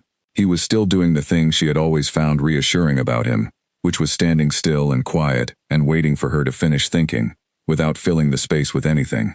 "What is it that you want from me, Calder?" she said. "I am asking directly." He was quiet for a moment. A bird moved through the calendula. "Your company," he said. "Your opinions about surveys and plants and book collections and the principal problems underlying surface problems, whatever that might lead to, if it leads anywhere." She thought about everything this implied. She thought about her life in Ashford, the herb beds, the library, the small room with the window that looked over the garden. She thought about the 3 ceremonies she had stood at and walked away from. She thought about the particular quiet she had built, and how it was hers in a way that almost nothing else was. She thought about a man who had come back. "I need to finish the north bed this morning," she said. He looked at the north bed. "The one with the new stakes?" "Yes, the drainage is not quite right and I need to check it before the next rain." "I could help," he said. She looked at him. The alpha king of the upper and lower territories, offering to crouch in a cutting garden in plain clothes and check a drainage channel. "There are gloves on the hook inside the back door," she said. He went and got them. They worked for 2 hours on the north bed, side by side, without discussing what had been discussed or what it meant. She showed him how she was redirecting the drainage flow and why. He understood it quickly and made a practical suggestion about the angle of one of the stakes that turned out, on testing, to be slightly better than what she had planned. She changed the stake without comment. He did not comment on the fact that she changed it. At noon, Dora brought tea and set it on the wall and went back inside without looking at either of them, which was as close to deliberate as Dora got. Mara sat on the wall and picked up her cup. Calder sat beside her. The afternoon light was warm and the herbs smelled strongly, and the north bed drainage was, she believed, now correct. "Gordon Price is going to have a more formal meeting with you now," she said. "Yes," he said. "Tomorrow. He will be embarrassed that he tried to keep it quiet," he said. "He does not handle embarrassment well." "Few people do," Calder said. She drank her tea. She thought about the changed quality of the town around her, the recalculating eyes, Nora Fenn's new expression, the elaborate friendliness of men who had previously been straightforwardly uninterested. She thought about the next few weeks and what they would look like. She thought about something Dora had said months ago. About people who peak at 15 spending the rest of their lives trying to get back there, and about how it was a terrible way to live. She thought about her own life, which she had built on the assumption that she was not the person anyone would choose, and how that assumption had shaped everything: the garden, the library, the small room with the window, and how she did not want to tear it down. She also thought about a man who had come back. "The next time you come," she said, "you do not need a water rights matter." He looked at her. She kept her eyes on the north bed. "All right," he said. They drank their tea. The afternoon passed. When he left, he walked up the south road at his usual unhurried pace, and she stood at the gate and watched him go. And this time she knew she was watching, and she did not pretend otherwise to herself. She went back to the garden. She checked the drainage channel one more time. It was working.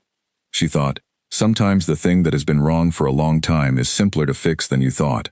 The problem was just identifying where to begin. She went inside and washed her hands and sat at the small table in her room and looked out the window at the herb beds.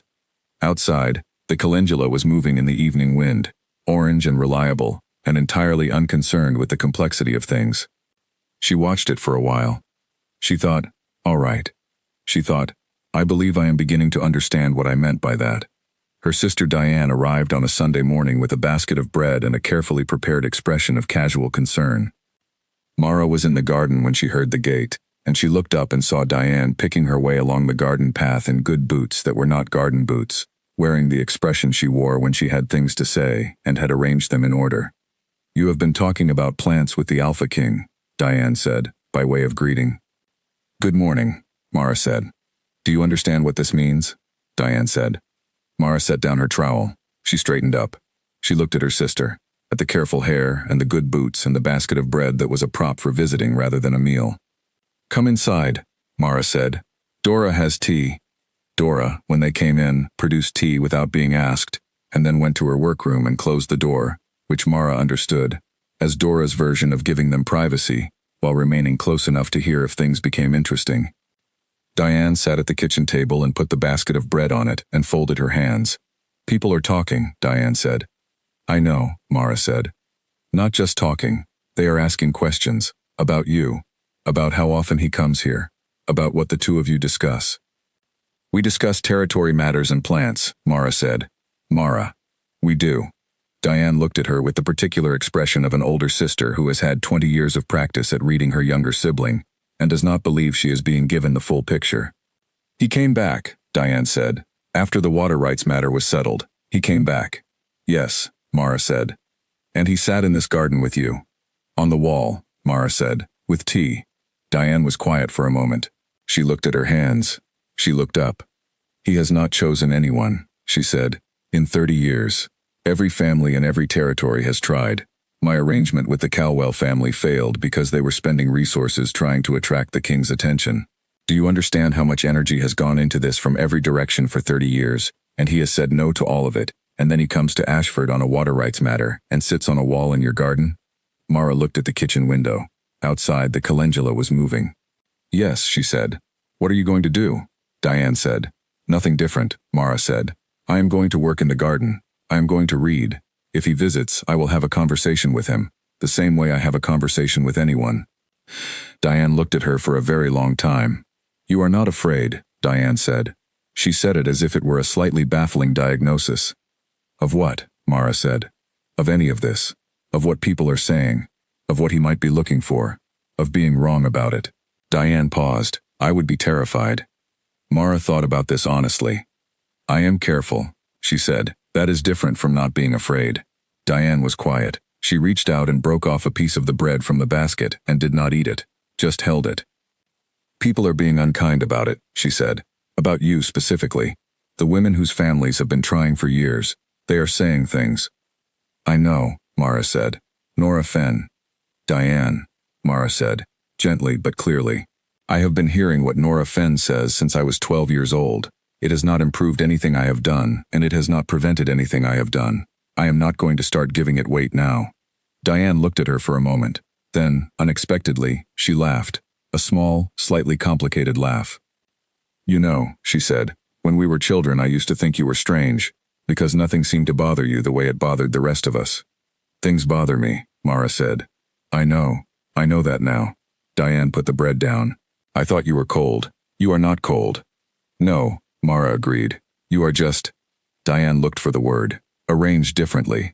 Mara thought this was probably the most accurate thing her sister had ever said about her. Go home, she said. Thank you for the bread. Tell Mother I will come for dinner Thursday. Diane went. Mara stood in the kitchen for a moment after the gate closed. Then she went back to the garden. The things people were saying found their way to her over the following week the way things always found their way to her in Ashford, not delivered directly, mostly, but arriving in the air around conversations she walked past, in the slight shift of energy when she entered a space, in the looks that were longer than they needed to be. She heard herself described as ordinary. She heard herself described as a garden girl, which was meant to be diminishing, and which she found factually accurate, and therefore not particularly diminishing. She heard herself described, by someone whose voice she recognized but could not quite place, as the strange Ellison girl who talks to herself in the herb beds. She did not talk to herself in the herb beds. She talked to the plants, which was different. She heard, from Celia Marsh, who delivered this information with the careful sympathy of a person who understands that news is sometimes difficult, that a delegation of families from 3 of the neighboring territories had sent formal communications to Gordon Price, requesting that an eligible candidate from each territory be properly presented to the king during his current visit. This was, apparently, the established protocol when the king was in a territory for more than a week. Gordon Price had apparently agreed. The gathering was to be held on Saturday at the Ashford Pack Hall. It was framed as a welcome gathering, which was the polite name for what it was. Mara was told about this by her mother, who arrived on Wednesday afternoon with the fixed expression of someone who has made a decision. Her mother was a woman named Grace Ellison who had grown up in Ashford and had never left it, and had, over the course of her life, developed very clear ideas about how things worked and what the appropriate response to each situation was. She was not a cruel woman.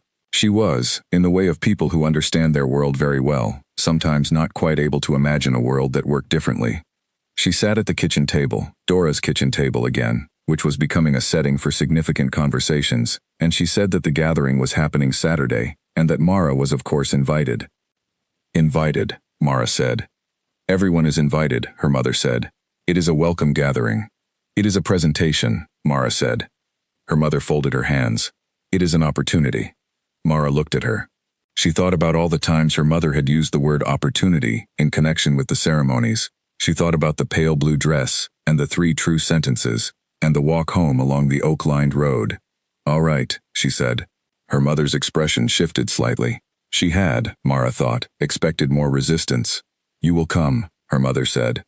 I will go to the gathering, Mara said. In the clothes I have. I will behave like myself. If that is what you mean by coming, then yes. Her mother looked at her for a moment. Something moved across her face. Not quite the embarrassment she had shown at the ceremony years ago, but something adjacent to it. Something that was also adjacent to something else Mara could not name. Your father said you would say that, she said. My father knows me, Mara said. Grace Ellison looked at her youngest daughter for a long moment. You have become someone I am proud of, she said. She said it quickly, as if it needed to be said before she talked herself out of it. Mara was quiet. I know I was not always. Her mother paused. I know the ceremonies were not. It is all right, Mara said. And she meant it, which surprised her slightly, because she had thought there was more remaining that was not all right. But sitting here she found that there was not. Or rather there was, but it was old and small and the garden had grown over most of it. Her mother went home. Saturday came. The gathering was at the Pack Hall, which had been cleaned and decorated with the same careful energy Mara remembered from the ceremonies, except that this time there was no stage and no red runner and no line of girls waiting to present themselves. There were, instead, many people in good clothes and a lot of food, and the visiting families who had been given short notice and had clearly used that notice efficiently. She wore her second-best dress, which was a dark green she had made herself 2 years ago from fabric she had chosen because she liked it, not because it was the right color for her in someone else's opinion. She had her hair down because her arms had been tired that morning. She arrived at the hall with no family. Her mother had gone ahead with Diane, and she had decided to walk alone along the Oak Road the way she had walked it so many times before, and it had been a good decision. The air was cool, and the leaves were beginning to turn at the edges, and the walk had been exactly what she needed. She came in through the door. The room adjusted. She had felt this before, the small change in the energy of a room when she entered it, but tonight it had a different quality. The usual adjustment when she arrived somewhere was the adjustment of a room that was not expecting much from her. Tonight it was the adjustment of a room that was watching her with attention that was equal parts curiosity and something it could not quite settle on. She saw Calder across the room. He was standing with Gordon Price and two men she did not recognize, clearly officials from the visiting families, and he was doing the thing he did at public occasions, standing still and paying attention with the quality of attention that came from somewhere other than social obligation. He was dressed differently tonight, not formally but with more intention than usual.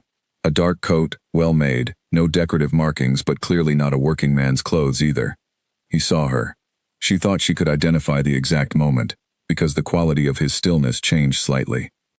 She looked away and found Clara Hewitt near the food table, which was where Clara generally found herself at any gathering, because Clara was warmly interested in other people, and food tables were where other people congregated. "You look calm," Clara said, when Mara reached her. "How?" "I worked in the garden this morning," Mara said. "It helps." "I would not be calm," Clara said. "The Penner family delegation has been telling anyone who will listen about their eldest daughter, who is apparently extraordinary in every measurable way." "I am sure she is," Mara said. She meant it. The Penner family was well respected. Their eldest daughter was probably genuinely lovely. "She is also watching you," Clara said quietly. "She arrived about 30 minutes ago. She has been told, I think, that you are the variable." Mara selected something small from the food table and ate it. "Am I?" "Mara," Clara said. She said it with the warmth and directness of someone who has been genuinely kind for her entire life. "He has been to your garden 3 times. 4, Mara said. 4 times. He has not visited anyone else. In 30 years of people arranging daughters in front of him, he has gone to your garden 4 times to look at your lemon thyme. The lemon thyme is genuinely interesting," Mara said. Clara looked at her for a moment. Then she did the small laugh that always filled up a room. "I am glad you exist," Clara said. Mara ate another small thing from the food table. The evening moved through its hours. The visiting families spoke to Gordon Price. The Penner delegation was very visible. There were other families there too, from the Eastern Ridge Territories, from the Southern Lowlands, and their eligible daughters moved through the room with the particular bright presence of people who knew they were being observed and had decided to make the most of it. Mara spoke to people she knew and ate sensible amounts of food, and at one point had a 10-minute conversation with an older man from one of the visiting delegations who turned out to be deeply interested in soil management, which she had not expected, and which was genuinely the most interesting part of her evening.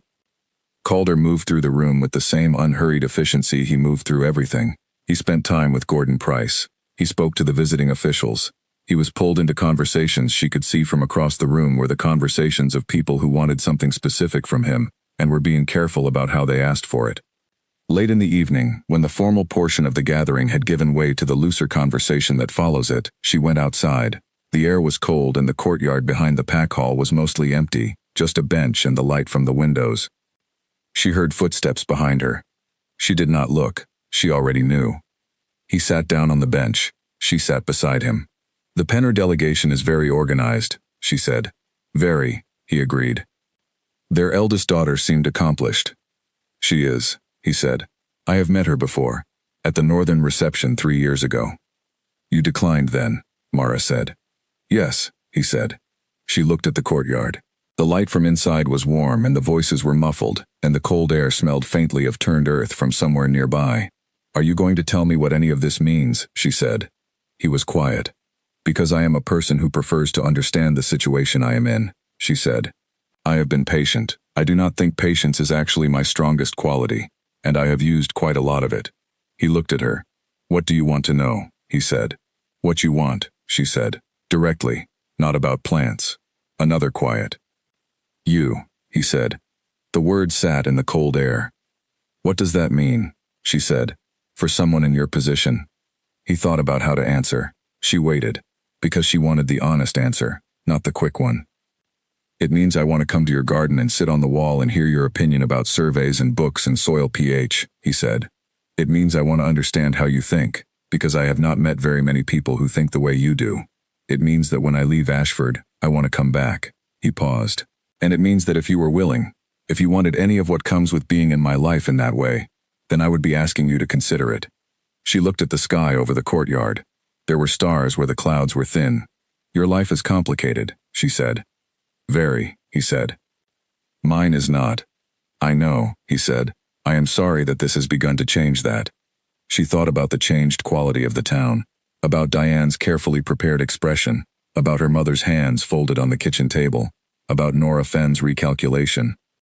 She thought about her garden, which would be the same in the morning regardless of anything, which would need the same things it always needed and would respond the way it always responded, which was with the completely reliable honesty of living things. She thought about what it would mean to say no. She thought about what it would mean to say yes.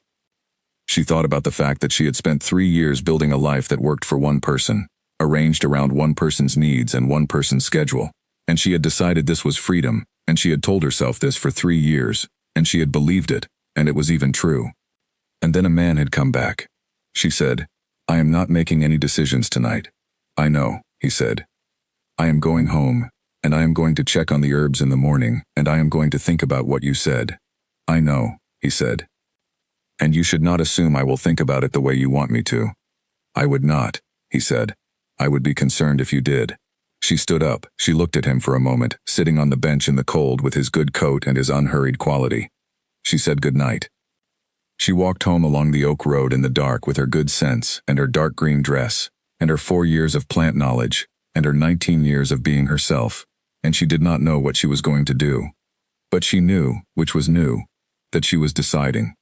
Not being decided for. Deciding.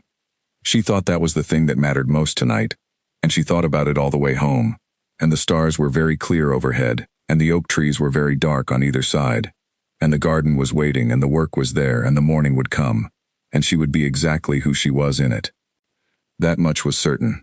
She thought that certainty might be the right place from which to make a large decision. She thought, tomorrow. She went inside. She did not sleep well. This was not unusual for her anymore. She had not been sleeping the way she used to sleep since the information about Calder had moved through Ashford's bread baker to Percy Watts to the market square. She was used to a deep and immediate sleep that came from physical tiredness and a clear mind, and the clear mind had been unavailable to her for several weeks. She lay in the dark and she thought, which was her most reliable activity. She thought about what he had said in the courtyard, the word you, delivered simply and without decoration, the way he said most true things, the careful description of what he wanted, the garden, the wall, the conversation about soil pH, and then the larger thing underneath it, stated once and not repeated. She thought about the life she had. She thought about the life she would have if she said yes, and she tried to imagine it honestly, without romanticizing it or catastrophizing it, just looking at it the way she looked at a new plant bed, what was actually there, what it would need, what it was likely to do in the conditions available. What was actually there, a man she found genuinely interesting, who listened when she spoke, who came back, who looked at what she made rather than only at her, who said yes when he meant yes and no when he meant no, and who, she believed, would not say things he did not mean. What it would need, significant adjustment to the shape of her life, probably the end of the small room with the window, probably a great deal of political complexity that she was entirely unprepared for, probably years of learning a world that was not her world. What it was likely to do, she did not know. That was the honest answer. She did not have enough information. She had known him for a matter of weeks. She had spoken to him perhaps 15 times. She had sat beside him on a wall and drunk tea and understood something about how he thought, but she did not know what it would be like to be in his life in the way he was describing. And she was, by nature, a person who did not make decisions from insufficient information. This was the part that kept her awake. Not the fear of choosing wrong. Not the voices in the market square, not what Diane thought or what her mother thought, or what the Penor delegation would do, or what Nora Fenn would say. The part that kept her awake was that she did not have enough information to know if she wanted what he was offering, and she was not sure how to get that information, and until she had it she felt like someone trying to do a drainage calculation without knowing where the water was coming from. She was up before dawn. She worked in the garden until the light was full. She went through every bed methodically, the way she went through them when she wanted to think about something else, letting her hands do the work and her mind do what it needed to do quietly underneath. The lemon thyme had new growth on a 4th stem now. She noted this with the satisfaction she always felt at evidence of recovery in something that had been struggling. At mid-morning, Calder came. He did not come through the gate with the air of someone who expected anything. He came and he stood at the gate, and she looked up from the north bed and she said, "Come in." He came in and he did not sit down. He stood near the edge of the bed and looked at her. You said you were going to think, he said. I have been thinking, she said. Have you decided anything? She straightened up and looked at him. She thought about the things she had realized in the night, the part about insufficient information and drainage calculations. I have a problem, she said. He waited. When I have a plant problem I do not understand, she said. I observe it over time before I draw a conclusion. I look at what it does in different conditions. I watch what happens when I change one variable. I accumulate evidence until I have enough to make a reasonable decision. She paused. I cannot do that with this. No, he said. I cannot ask you to give me 3 months of observations while I decide whether I want what you are offering. That is not a fair thing to ask of anyone. No, he said again. He said it without complaint or pressure. And I cannot make a decision from a few weeks of conversations in a garden, she said. I am not built that way. He looked at her steadily. So what would you need, he said, if you were to make a fair decision? She thought about this. She had been thinking about it since about 2 in the morning. Time, she said. Not months. But more than this. More conversations. More honesty about what your life actually is, not the version I imagine from the outside. More of a sense of who you are in your own territory, not just who you are when you are standing in someone else's garden being uncomplicated. He was quiet for a moment. I can give you that, he said. I am not saying yes, she said. I am not saying no yet. Those are different things. I know, he said. And I want to be clear about something, she said. She looked at him. I am not the kind of person who will be remade into something that fits better. I am not going to become something polished and politically convenient. If whatever I am is not what you need, if you need someone who knows how to manage a court or navigate a formal reception or do any of the dozen things that I imagine your life actually requires of the person beside you, then we should be honest about that now. She had said this in the night too, to the dark, and it had felt important and she wanted to hear how it sounded said out loud. It sounded true. That was what she had been testing for. Calder looked at her for a long moment. Do you know why I have said no for 30 years? He said. The book suggested political complexity, she said. No, he said. Because everyone who was offered to me was offered in a context. They were designed for the role. They were prepared, coached, arranged. They knew who I was before they came into the room and everything they said was shaped by that knowledge. He paused. You told me the gardening philosophy of root problems versus surface problems in a library 2 hours after we met, because you were interested in the subject, not because you were trying to impress me. She thought about the library, about the survey documents and the baseline assumption and the 2 hours at the table. I would have said the same thing to anyone, she said. Yes, he said. That is the point. She looked at the lemon thyme. I am not a political asset, she said. I am a person who knows about plants and has opinions about book collections. I know, he said. You are going to need to tell your court that. My court, he said, with a quality that was definitely in the vicinity of dry amusement, has been telling me for 30 years that I am going to need a mate who understands court protocol and political management and formal receptions. I have told them, for 30 years, that they are welcome to their opinion. She looked at him. You are much less manageable than you look, she said. I have been told that, he said. She sat down on the wall. He sat beside her, leaving the appropriate space. The anger, she said, that I felt when I found out who you were, and that you had not told me. Yes, he said. I need to know it will not happen again. The withholding of things I need to know. I am not asking you to tell me everything. I understand there are things in your position that require discretion. But the things that directly affect who I am to you and what I am deciding about, those cannot be withheld. He was quiet.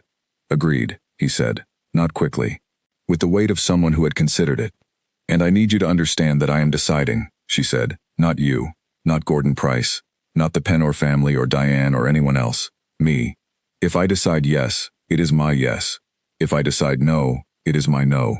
Understood, he said. She looked at the garden.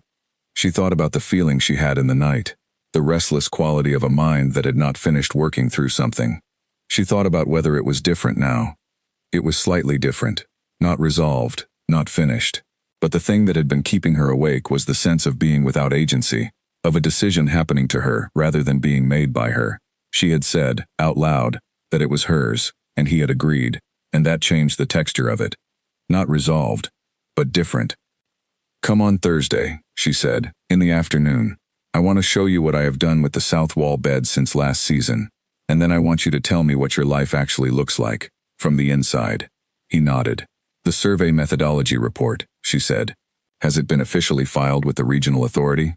He looked at her. "Yes." "Good," she said. "The water rights dispute should settle cleanly now."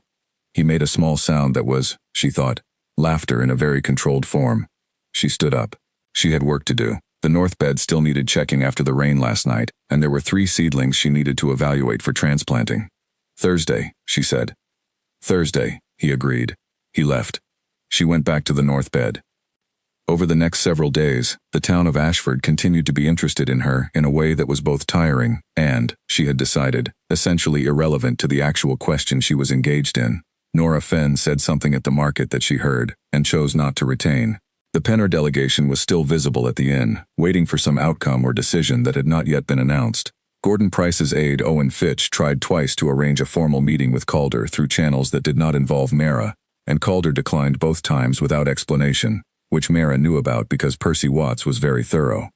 She worked in the garden, she went to the library, she ate dinner with her family on Thursday evening, only the first half of Thursday, because the second half was the afternoon she had asked for, and she had decided to give herself the morning to be with her family, before the afternoon changed the way Thursday felt.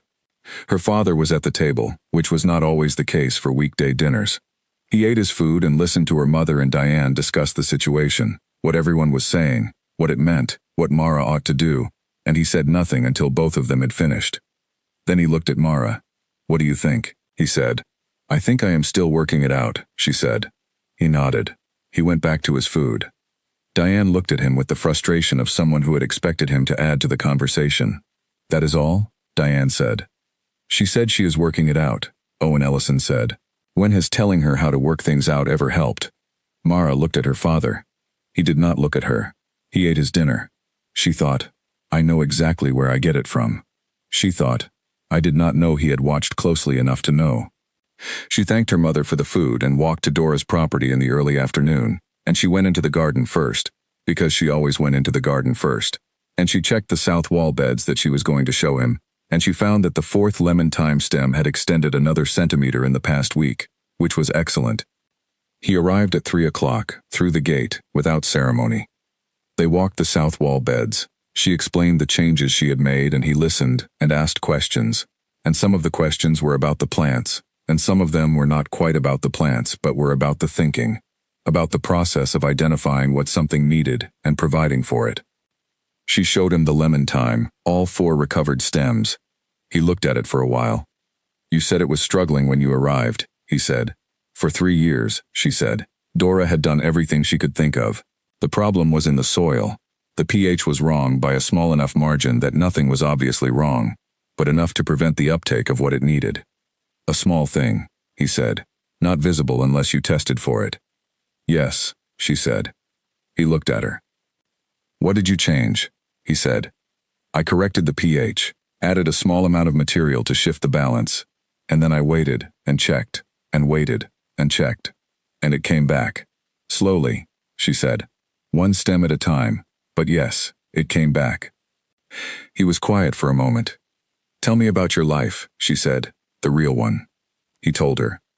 He talked for 2 hours, sitting on the stone wall as the afternoon cooled, and she listened with the same attention she gave everything, fully, without rush. He told her about the court at the northern seat, about the complicated web of relationships between the pack alphas and the authority above them, about the work that the position actually involved, which was less dramatic and more administrative than she had imagined, and which he described with the honest fatigue of someone doing a large job seriously.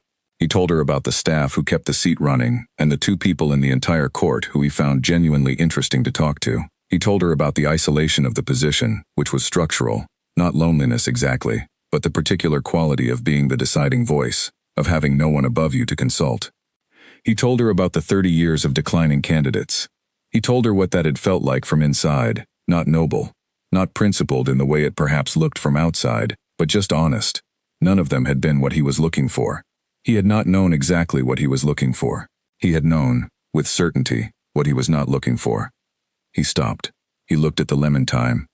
"Say the thing you stopped yourself from saying," she said. He looked at her. "I have been tired for a long time," he said. Not the tired that goes away with rest, the other kind. She thought about this. The kind that goes away when something is different, she said. Yes, he said. She was quiet for a moment. The evening air was cooling and the herbs smelled strongly, and the light was long and low over the garden. I cannot fix that, she said. I do not want you to think I can fix that by being there. That is not what I want to be. No, he said. I know.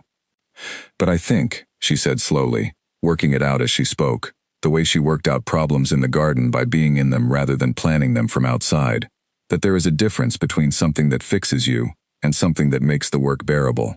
I think the second thing is real and the first thing is not what anyone should ask of another person. He looked at her. That is a true thing, he said quietly. I think you have been looking for the first thing, she said, and not finding it, because it does not exist. And I think that might be part of why 30 years has been 30 years. He was very still. Do you want to continue looking for the first thing? She said. No, he said. After a pause, I stopped looking for it sometime around the first Tuesday you told me about soil pH, and I realized I had been at the library for 2 hours without noticing the time. She looked at the garden. She thought, all right. She thought, I think I may have enough information now. She did not say anything for a while. She sat in the garden with what she had heard, letting it settle the way new information settled, not rushing to what it meant, just holding it. The evening star was out. The lemon thyme smelled very strongly in the cooling air. Come back Saturday, she said. He looked at her. Not for the gathering, she said. That is done. Come here, to the garden. All right, he said. And bring the survey methodology report, she said. I want to read the final version. He did the thing with his expression that was laughter in a controlled form. Yes, he said. She stood up. She thought, there are things I do not know yet. Many things. There will be things I cannot anticipate. There will be adjustments I cannot plan for. She thought, but I know enough. She thought, I know enough to keep going. Good night, she said. Good night, he said. She went inside and she washed her hands, and she lit the lamp in her small room and she looked at the window that faced the herb beds, and she thought about what she was going to do, and she thought about all the ways it was not going to be simple, and she thought about the lemon thyme, which had come back one stem at a time. She thought, yes. She did not say it yet. She would say it Saturday, in the garden where she thought most clearly, with her hands available to hold something if she needed to hold something, with the plants nearby because plants were reliable and she liked having reliable things nearby when she said large things. But she thought it. It settled. She blew out the lamp and lay in the dark and she slept, for the first time in 3 weeks, cleanly and immediately. The garden was waiting. Saturday would come. The council meeting was not supposed to be significant. Mara knew this because Percy Watts, who had attended every council meeting in Ashford for 17 years, described it as a standard procedural gathering, a formal closing meeting at which the Alpha King, before leaving a territory, would confirm any decisions made during his visit and record them with the regional authority. It was, Percy said, a formality, paperwork, the kind of meeting where nothing unexpected happened because the whole point was to confirm what had already been settled. She did not go. She had no reason to go. She was not on the council, she had no official standing, and the formal affairs of pack governance had never been her domain. She was in the garden on that morning, which was a Saturday, because Saturday was a regular work morning, and because she had told Calder to come in the afternoon, and the morning was for the garden. She was repotting 2 of the older herb plants that had outgrown their containers when Dora came out. Dora did not usually come out in the morning when Mara was working. She came out in the afternoon with tea, and occasionally at noon with observations about the light, and sometimes in the early evening to walk the beds with the proprietary attention of someone monitoring a long-term project. In the morning she was in the kitchen or the workroom. She came out now and she stood at the edge of the bed. The meeting is starting, she said. Mara looked up. I know. You should go, Dora said. Mara looked at her. I have no reason to be at a council meeting. Dora looked back at her, with the expression she used when she was saying something with her silence. Dora, Mara said. He asked if you would be there, Dora said. Mara set down the pot she was holding. She thought about Saturday. She thought about what she had planned to say in the afternoon, in the garden, with the plants nearby. She thought about the particular setting she had chosen because she thought most clearly there. She thought about the word asked. He asked, she said. Percy Watts mentioned it to me this morning, Dora said. He did not ask Gordon Price. He asked Percy if you would be at the meeting. Percy said he did not know but that you were predictable about your morning schedule. She stood up. She looked at her hands, which had soil on them. "I need to wash my hands," she said. "You have 4 minutes," Dora said. She washed her hands. She changed into the dark green dress because it was the nearest thing available and she had made it herself, from fabric she liked, and it was, she had always thought, the truest representation of her own taste of anything she owned. She pulled her hair back because her arms were not tired this morning and she had the time. She walked to the pack hall in 4 minutes, which required walking faster than she usually walked. The meeting was already assembled. The council was at the long table, Gordon Price at the head, the elder members on either side, Owen Fitch at the end with his documents. The visiting officials were in chairs along the wall. Pack members who had chosen to attend occupied the rows of benches at the back. Calder was at the front, standing, with the methodical attention he brought to council business. He had the survey methodology report in front of him. She could see the edge of it, the same document she had asked him to bring this afternoon. She came in through the door. He saw her. She took a seat in the second-to-last row of benches, near the end, because she had a very strong preference for being near doors in formal settings. She had always had this preference. She had never examined why. The meeting began. It was, as Percy had described, mostly procedural. Gordon Price spoke about the water rights settlement. The elder council members confirmed their agreement. The visiting officials signed documents. There was some extended discussion about the boundary correction and the methodology, and Calder answered questions about this with the clarity of someone who understood the subject thoroughly. Owen Fitch recorded things. She sat in the second-to-last row and thought about the afternoon she had planned and what it would look like now. She thought about the word asked. Then Gordon Price said, "We come to the last formal matter. Before the Alpha King's departure from Ashford, it is the protocol of this territory, as with all territories under the King's authority, to formally record any official declarations made during his visit." Mara had not known this was a formal protocol. She thought about what an official declaration during a territorial visit meant in the context of pack governance. She thought about the travel account and the political complexity it described. She thought, "Oh." Gordon Price looked at Calder. "Does the Alpha King wish to make a declaration at this time?" The room was very still. Calder turned. He looked across the rows of benches. He found her immediately, as he always found her immediately, in the second-to-last row by the end near the door. He said 4 words. He said, "She is mine." Done. The room did not simply go quiet. It went to the particular quality of silence that happens when something occurs that everyone in a space understood was going to change things, and they had not yet begun to work out what those things would be. Mara sat in the second-to-last row and she thought about the plans she had made for the afternoon, and she thought about the particular irony of saying something carefully at the kitchen table and having the thing said at a council meeting instead. She thought about the survey methodology report on the table in front of him. She thought, he was precise about it. She is mine, not she could be mine or she would be mine, or any of the contingent constructions you would use if the matter were still contingent. Present tense, definitive, offered to the formal record of the regional authority. Done, not done pending her response, just done. Because from his side it was done. It had been done, she thought, for some time. She realized that she was going to have to be equally clear. She stood up. She was in the second-to-last row near the door, which meant that when she stood, a significant portion of the room could see her. The portion that could see her turned to look. She walked to the front. She was aware of Gordon Price's expression, which was the expression of a man who had been an alpha for 20 years and was experiencing a situation that was not in any procedural document he had ever read.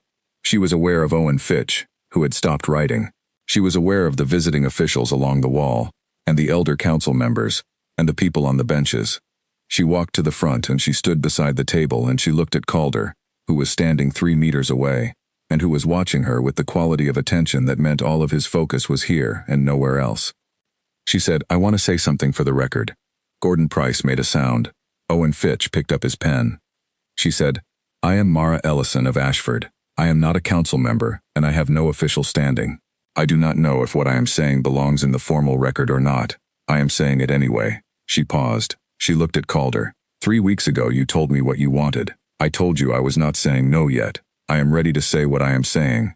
She paused again. "I am saying yes, not because of your position, not because of anything anyone in this room thinks it means, because I know what you look at when you look at my garden, and I know why you came back, and I know what kind of person says yes for the right reasons and what kind of person says yes for the wrong ones, and this is the right reason." She stopped. "That is all." The silence lasted 4 seconds. Then Gordon Price said something to Owen Fitch in a low voice. and Owen Fitch wrote something down. And that was, as far as the formal record was concerned, the end of it. Calder crossed the 3 meters between them. He stopped in front of her. "You were going to say this in the garden," he said. "Yes," she said. "In the afternoon. With the plants. I am sorry to have changed the setting," he said. "You said it in a council meeting," she said. "Yes," he said. "In front of Gordon Price, and Owen Fitch, and the entire Elder Council. Yes," he said. "I wanted it on the record." She looked at him. She thought about precision and root problems and the particular kind of person who makes decisions once and does not make them again. "Were you going to bring the survey report?" she said. "Yes," he said. "I still want to read it." Something shifted in his face, the thing that was laughter in a controlled form, except slightly less controlled than usual. "I have it here," he said. She said, "Come to the garden." She walked out of the pack hall, through the door she had been near, into the morning air. Behind her she could hear the meeting reassembling, voices, the scrape of chairs, Owen Fitch's pen. She could hear the change in the sound of it, the particular energy of a room that has witnessed something and is beginning to work out what it means. She walked the road back to the south path. He came out of the hall 2 minutes after her. He fell into step beside her. They walked the south road to Dora's property, and she opened the gate and she let him in, and she went to the garden wall and she sat down. He sat beside her. The morning was cool and clear, and the herb beds were exactly as she had left them, and the lemon thyme was doing what it had been doing, growing, slowly and steadily, the way things grow when the conditions are finally right. She said, "I had a speech prepared." "You still gave a speech," he said. "Not the one I prepared." "Was it better or worse than the one you prepared?" She thought about it. "Different," she said.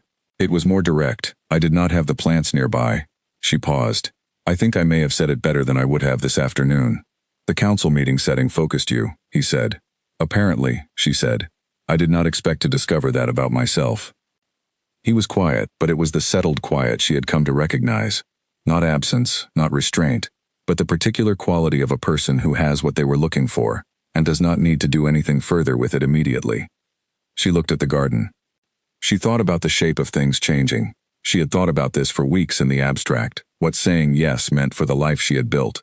But now that the yes existed, the shape of the change was different from how she had imagined it. Not smaller, not less significant, but more real, which made it more manageable. "I am not going anywhere today," she said. "No," he said. "You are going back to the northern seat?" "Tomorrow," he said. "I need to file the meeting record and speak with the regional authority about the boundary correction." "How long?" she said. 3 weeks, perhaps. "I will need to settle some things before I come back." "When you come back," she said, "I want to understand the administrative structure, the court, the actual work. I do not want to arrive somewhere and not know what it is." "I will prepare that for you," he said. "I will prepare a list of questions," she said. "I expected you would," he said. She looked at him sideways. "Are you already accustomed to me being like this?" "I was accustomed to you being like this before I came back the first time," he said. She thought about that. She thought about a man who had read a drainage channel in a garden and a baseline assumption in a survey document, and asked Percy Watts about her morning schedule. She thought, yes, I suppose he was. Dora came out at noon. She set 2 cups of tea on the wall. She looked at Calder for a long moment. "You declared it at the council meeting," she said. "Yes," he said. Dora looked at Mara. "And you went and said something?" "Yes," Mara said. Dora said. She went back inside. Mara looked at the space where she had been. "That was warm," Calder said. "That was very warm," Mara agreed. They drank their tea. The morning moved into the kind of afternoon that early autumn sometimes produces. Not warm exactly, but not cold either. The light clear and the air still. The herbs smelled strongly. The calendula heads were open, orange against the stone. "Tell me about the northern seat," she said. "What it looks like, the actual building." He told her. He described the rooms carved from rock, the building that had grown outward from the mountain, rather than being placed against it. He described the courtrooms and the formal hall and the smaller rooms where the actual work happened. He described the gardens, she had not known there were gardens, that had been established by a previous holder of the seat 200 years ago, and that were tended by a small staff. "What grows there?" she said. "I do not know the names of most of it," he said. "I know it is extensive. It is in a sheltered position on the southern face." She thought about a garden on the southern face of a northern mountain. She thought, The soil composition would be entirely different from what she knew. She thought, that will require learning. She thought, with a quality of feeling she did not immediately name, I would like to learn it. The staff, she said. The garden staff, what do they grow it for? Primarily aesthetic, he said. Some of it is used in the kitchen, but mostly it is maintained as a garden in the formal sense. She thought about a formal garden maintained for aesthetics. She thought about what she would do with a garden that was maintained for aesthetics. She thought about how long it had been since she had encountered a problem she did not already know the shape of, and how it felt when she had found the lemon times pH problem. Not frightening, but sharpening. The good kind of difficult. I will need Dora to approve someone to take over the herb work here, she said. I will not leave until that is arranged properly. She has methods, and the next person will need to understand them. Of course, he said. It will take some weeks to find the right person and train them adequately. However long it needs, he said. She looked at him. You are not going to rush me. No, he said. Not because you are patient, she said, because you understand that doing it correctly matters more than doing it quickly. He was quiet for a moment. Yes, he said. She nodded. She looked at the garden.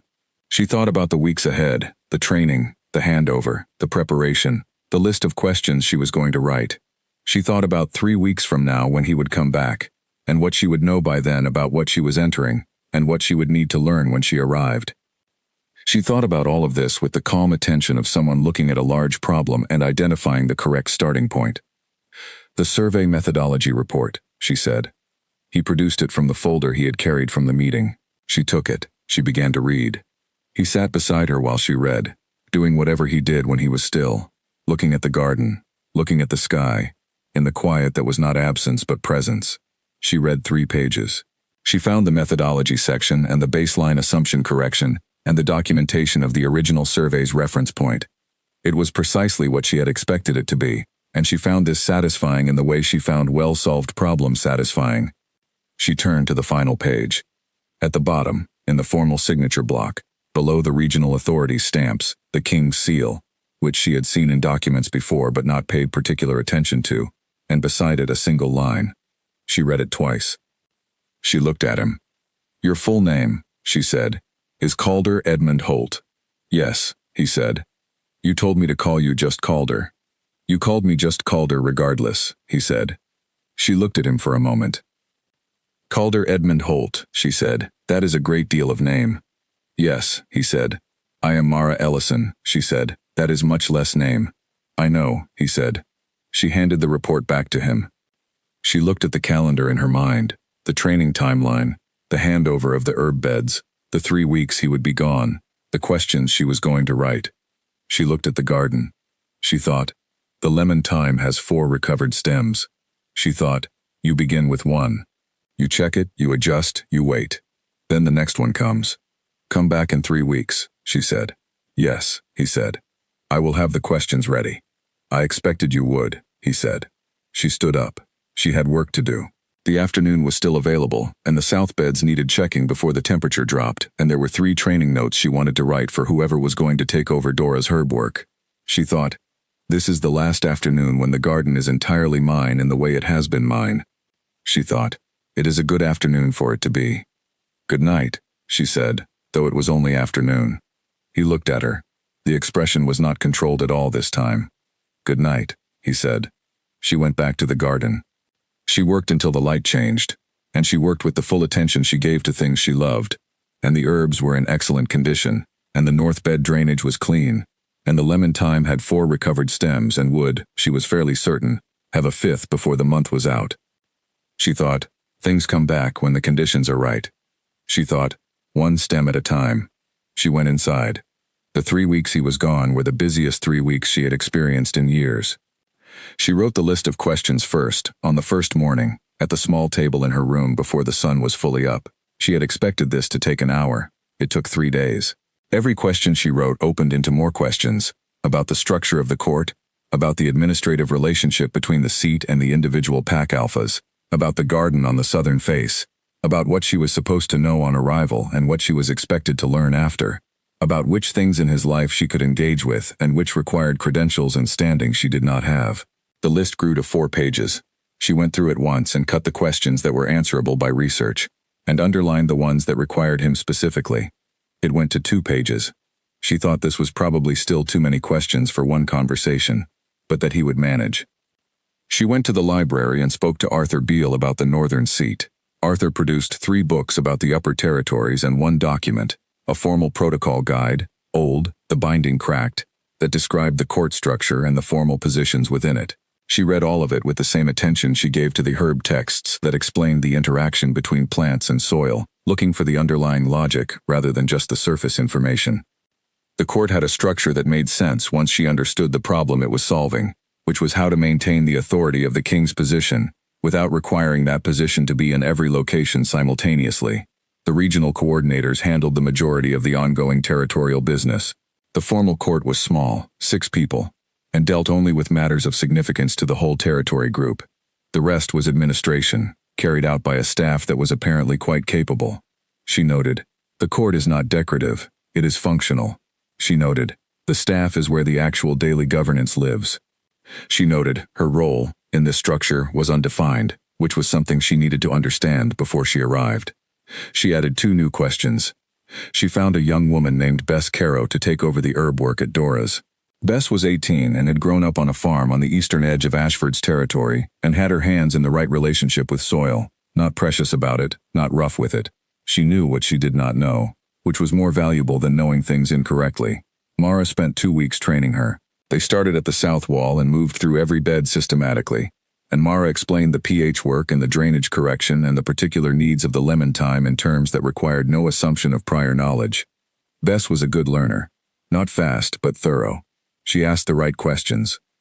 On the last day of training, she asked Mara, "What do I do if something goes wrong that I have not seen before?" "Look at where the problem is," Mara said. "Then look 1 level below where the problem is. Then look at the assumptions underlying that level." She paused. "And if you cannot figure it out, you can find me. I will not be entirely unreachable." She was not sure yet how reachable she would be. This was one of the things she intended to ask. The hardest conversation was with Dora. Not because Dora was dramatic about it. Dora was not dramatic about anything. It was hard because Mara had lived and worked in this garden for 4 years, and this kitchen, and this small room with the window, and the person who occupied all of this alongside her, had become, without her noting the exact moment it happened, someone she would not want to leave behind. She told Dora she was going on a Wednesday afternoon when the garden work was done and they were sitting in the kitchen with tea. Dora said nothing for a moment. "The lemon thyme," Dora said. "It is recovering," Mara said. "Bess knows what it needs. I have been watching it since it was planted," Dora said. 12 years. "I know," Mara said. Another pause. "The drainage correction on the south wall," Dora said. "Bess understands the system. I have written the method down." "Written down methods are not the same as someone who understands them," Dora said. "No," Mara agreed. "But Bess is a good learner. She will understand them within a season." Dora drank her tea. She looked at the window. "You are not asking my opinion," Dora said. "No," Mara said. "Good," Dora said. "I would not give you one anyway. You have made this decision correctly." Mara looked at her. "What does correctly mean this time?" she said. Dora turned to look at her. Her expression was the one she used when she was saying something she did not say often. "Like yourself," she said. "The same as before." Mara sat with this. "I am going to miss you," she said. She said it simply, because it was simple and true. "I am not easy to miss," Dora said. "I am disagreeable, and I keep inconvenient hours, and I have strong opinions about everything." "Yes," Mara said. "Come back and check on the lemon thyme in a year," Dora said. "Yes," Mara said. "Bring a good book from wherever he keeps them," Dora said. "I expect the collection at the Northern Seat is adequate." "I will find out," Mara said. She had 3 more questions for the list. The conversation with her parents was different from what she had expected. She had expected her mother to be conflicted. The particular combination of pride and anxiety that Grace Ellison produced when the thing happening was something she had wanted for her daughter but that she had stopped hoping for. She had expected her father to be sparse, which he was. What she had not expected was her mother sitting across the table from her and saying, quickly, the way she had said it in Dora's kitchen months ago, "I am glad it was you." Mara looked at her. "Of all the women in all the territories," her mother said, "I am glad it was you." Her father looked at his hands, then he looked at Mara. "He is a sensible man," he said. "I looked into it." "Of course you did," Mara said. He does not appear to be foolish or impulsive, her father said. He appears to be a man who knows what he wants, and does not let other people talk him out of it. He is, Mara said. Owen Ellison nodded. He went back to his hands. Her mother reached across the table and held Mara's hand for a moment, her strong hands and her mother's careful ones. They did not say anything else. Mara thought, sometimes the things you needed from people come very late and are still welcome when they arrive. Diane came on the last day. She brought another basket. Diane always brought things. It was how she entered conversations. And she sat in Dora's kitchen, and she looked at Mara with the full, complicated attention of someone who has been your sister for 20 years. I was not kind to you, Diane said, when we were young, about the ceremonies. You did not say anything unkind, Mara said. I said nothing, Diane said, which is a kind of unkindness. Mara thought about this. She thought about the walk home along the Oak Road in the dark, 3 times, in 3 different dresses. She thought about the absence of Diane's voice in those walks. You were also 16 and 17 and then 18, Mara said. You were doing your own work. Yes, Diane said. But I knew you were doing something harder than anyone was acknowledging, and I did not acknowledge it. Mara looked at her sister. The careful hair and the prepared expressions and the 20 years of watching each other from the distance that sometimes grows between people who live close together. I am acknowledging it now, Diane said. I know, Mara said. Thank you. Diane looked at the basket she had brought. I put lavender in it, she said. From the garden at home. So you have something from here when you get there. Mara looked at the basket. She thought about all the distance that had been between them and how it had begun to close, quietly.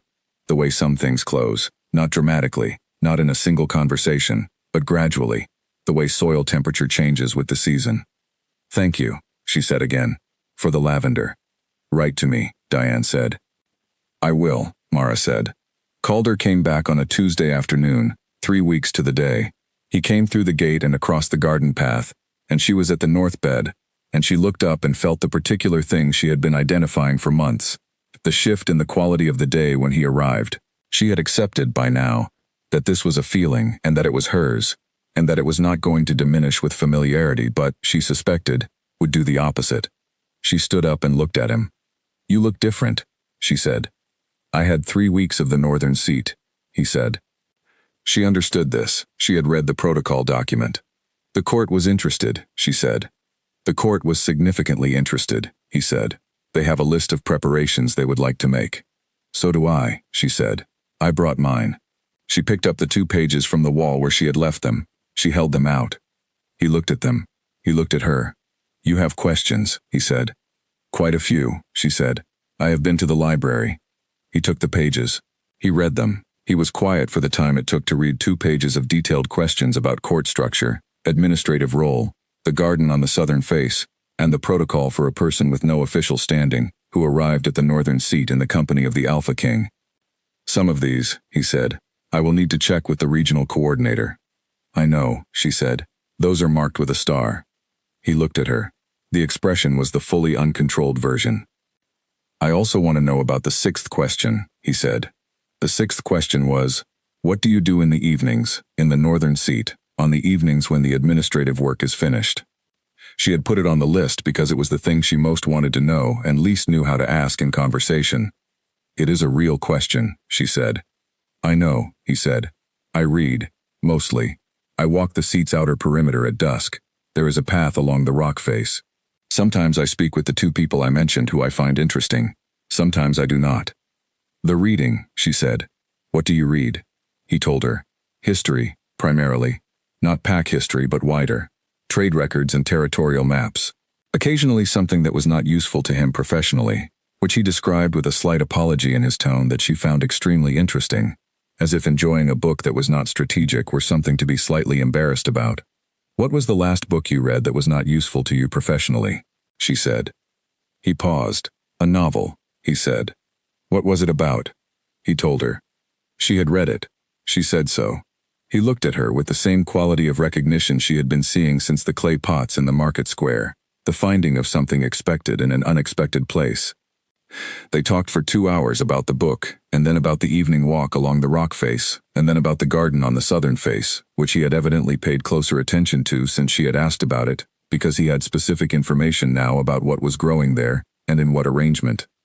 She asked about the soil. He had asked someone and produced written notes, which she took and read carefully. The soil type was different from Ashford, significantly different. She would need to learn it from scratch. There are people in the Northern Territories who work with that soil type? She said. Several, he said. I can introduce you. She thought about being introduced to people as the king's mate who wanted to know about soil composition. She thought about what this would look like from the outside and whether she cared. She decided she did not care enough to prevent her from doing it. Good, she said. The afternoon moved on. The lemon thyme was visible from where they sat. All 4 recovered stems, the new growth on the 4th one now clearly established. Is Bess ready? He said. As ready as she can be for what she does not yet know, Mara said. She has good hands. He nodded. She looked at the garden, at everything she had built here over 4 years. She thought about the question she had been sitting with for 2 weeks, since she had finished the training and written the last note, and looked around the herb beds, and thought about them being someone else's responsibility. I want to come back, she said, not now, not for a long time, but at some point in the future, to check on the garden. I told Dora a year. Of course, he said. And I want Bess to know she can reach me if there is a problem she cannot solve. Yes, he said. And I want... She stopped. She looked at the beds. I want to be the one who decides when something has been long enough to leave. I do not mean the northern seat. I mean any time I need to be somewhere else.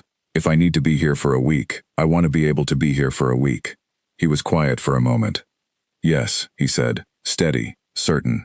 That is not a condition I am placing. That is already true. She looked at him. She thought about all the times she had been careful about who she was, and what she would give up and what she would not, and how that carefulness had felt like protection against something she did not have the name for.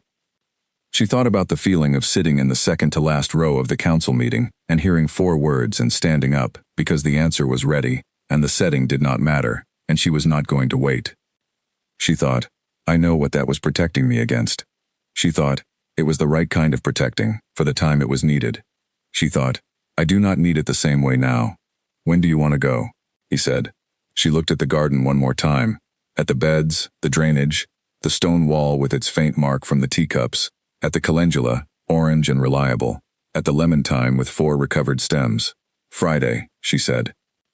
He looked at her. I need Thursday with Dora, she said, and Thursday evening with my family, and Friday morning in the garden by myself, early, before anyone else is up. She paused. And then Friday.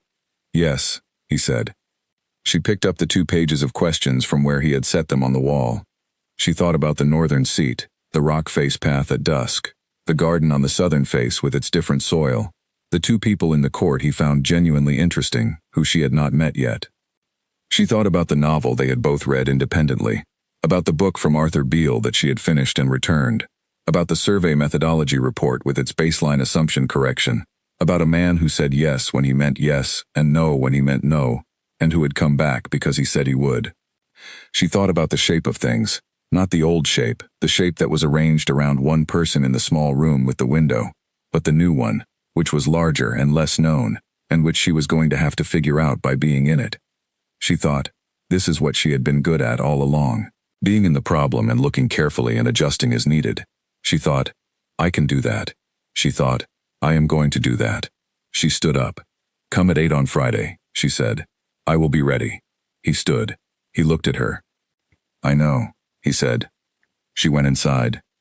She sat at the small table in her room and looked out at the herb beds in the late afternoon light, and she held this moment, the particular quality of a day before the shape of things changes, and she did not try to make it more or less than it was.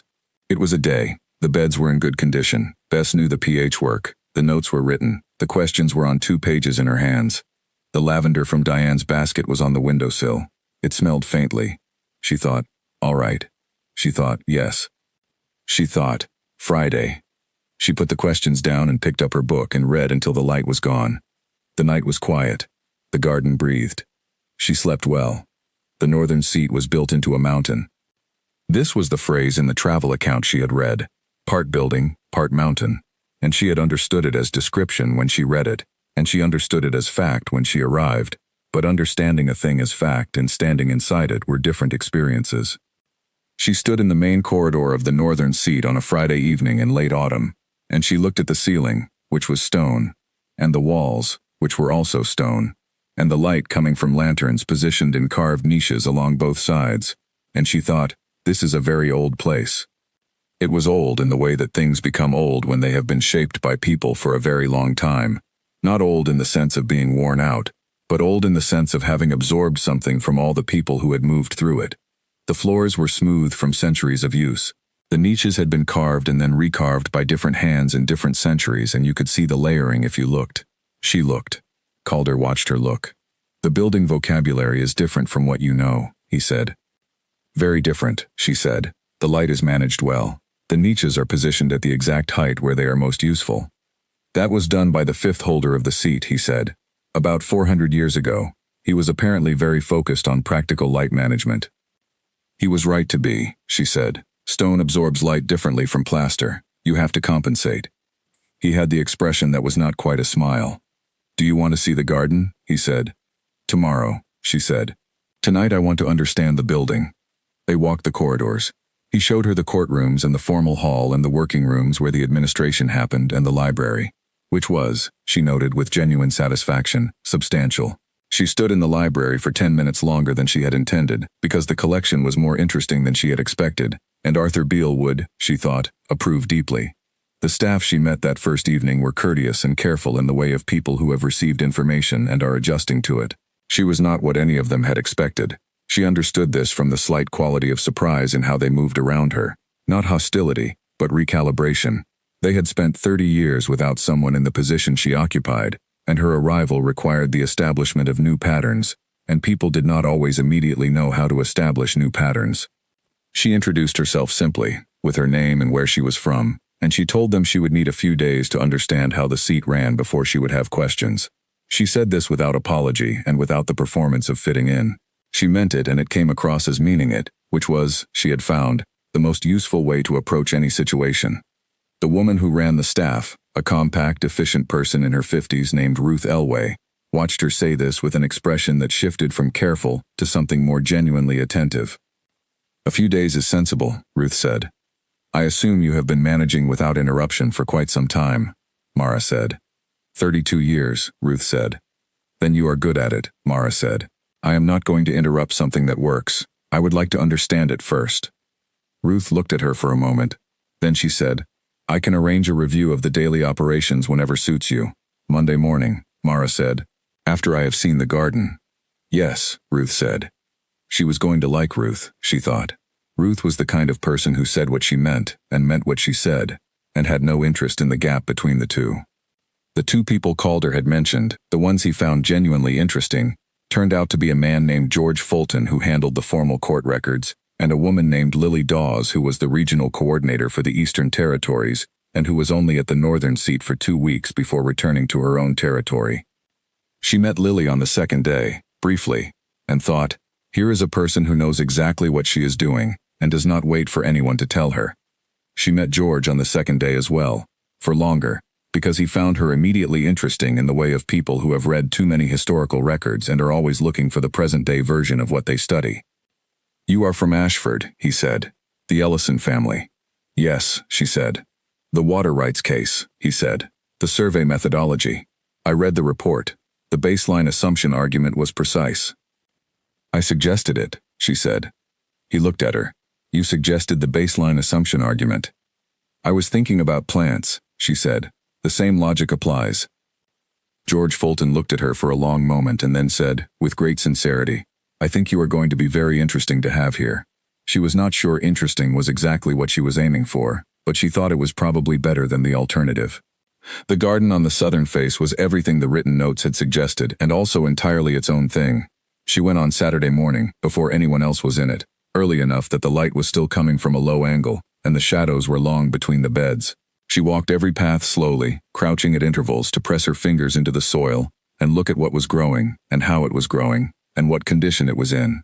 The soil was, as she had known from the notes, significantly different, denser, with a different mineral composition that showed in the color, darker, richer looking than Ashford's soil, but with a drainage pattern she did not yet understand. The plants were organized with a formal logic that was aesthetic rather than functional.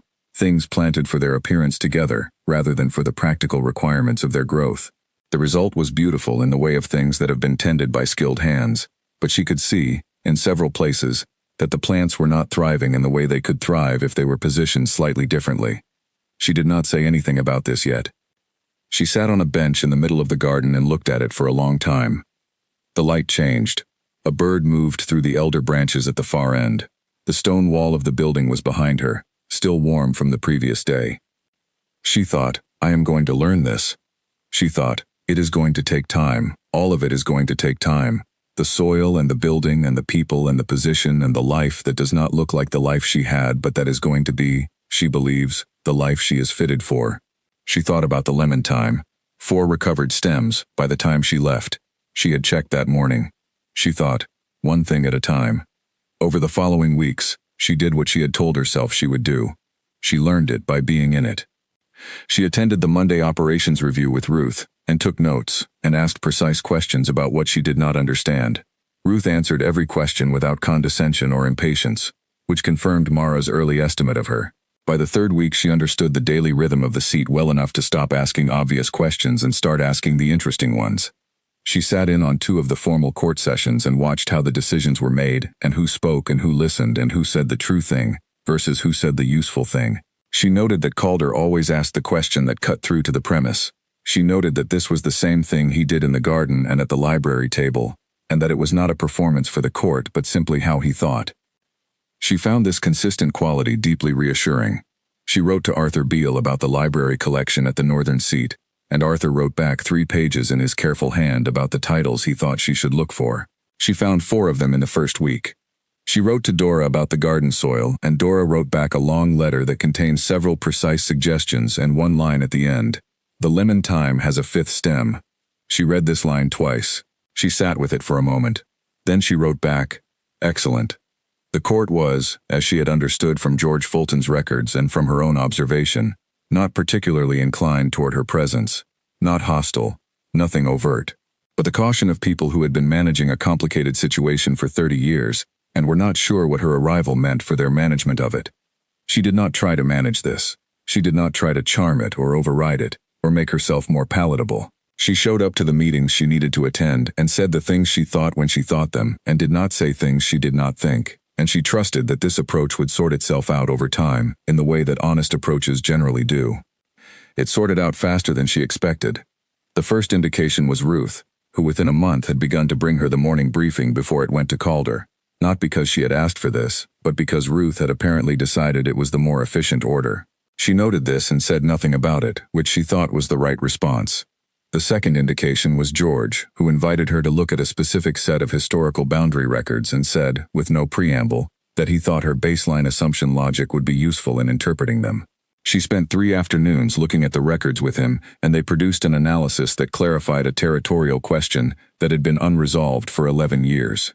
The third indication was Lily Dawes, who came back to the seat on her next visit and sought Mara out specifically to ask her opinion on an administrative situation in the Eastern Territories that she had been uncertain about. Mara asked 3 questions, listened to the answers, and said what she thought.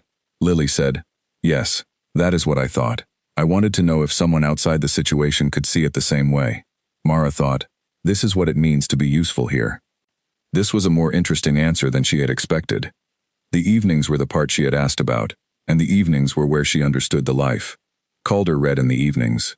He worked late some nights. The administrative load was real, and she had not appreciated from the outside how much of it there was.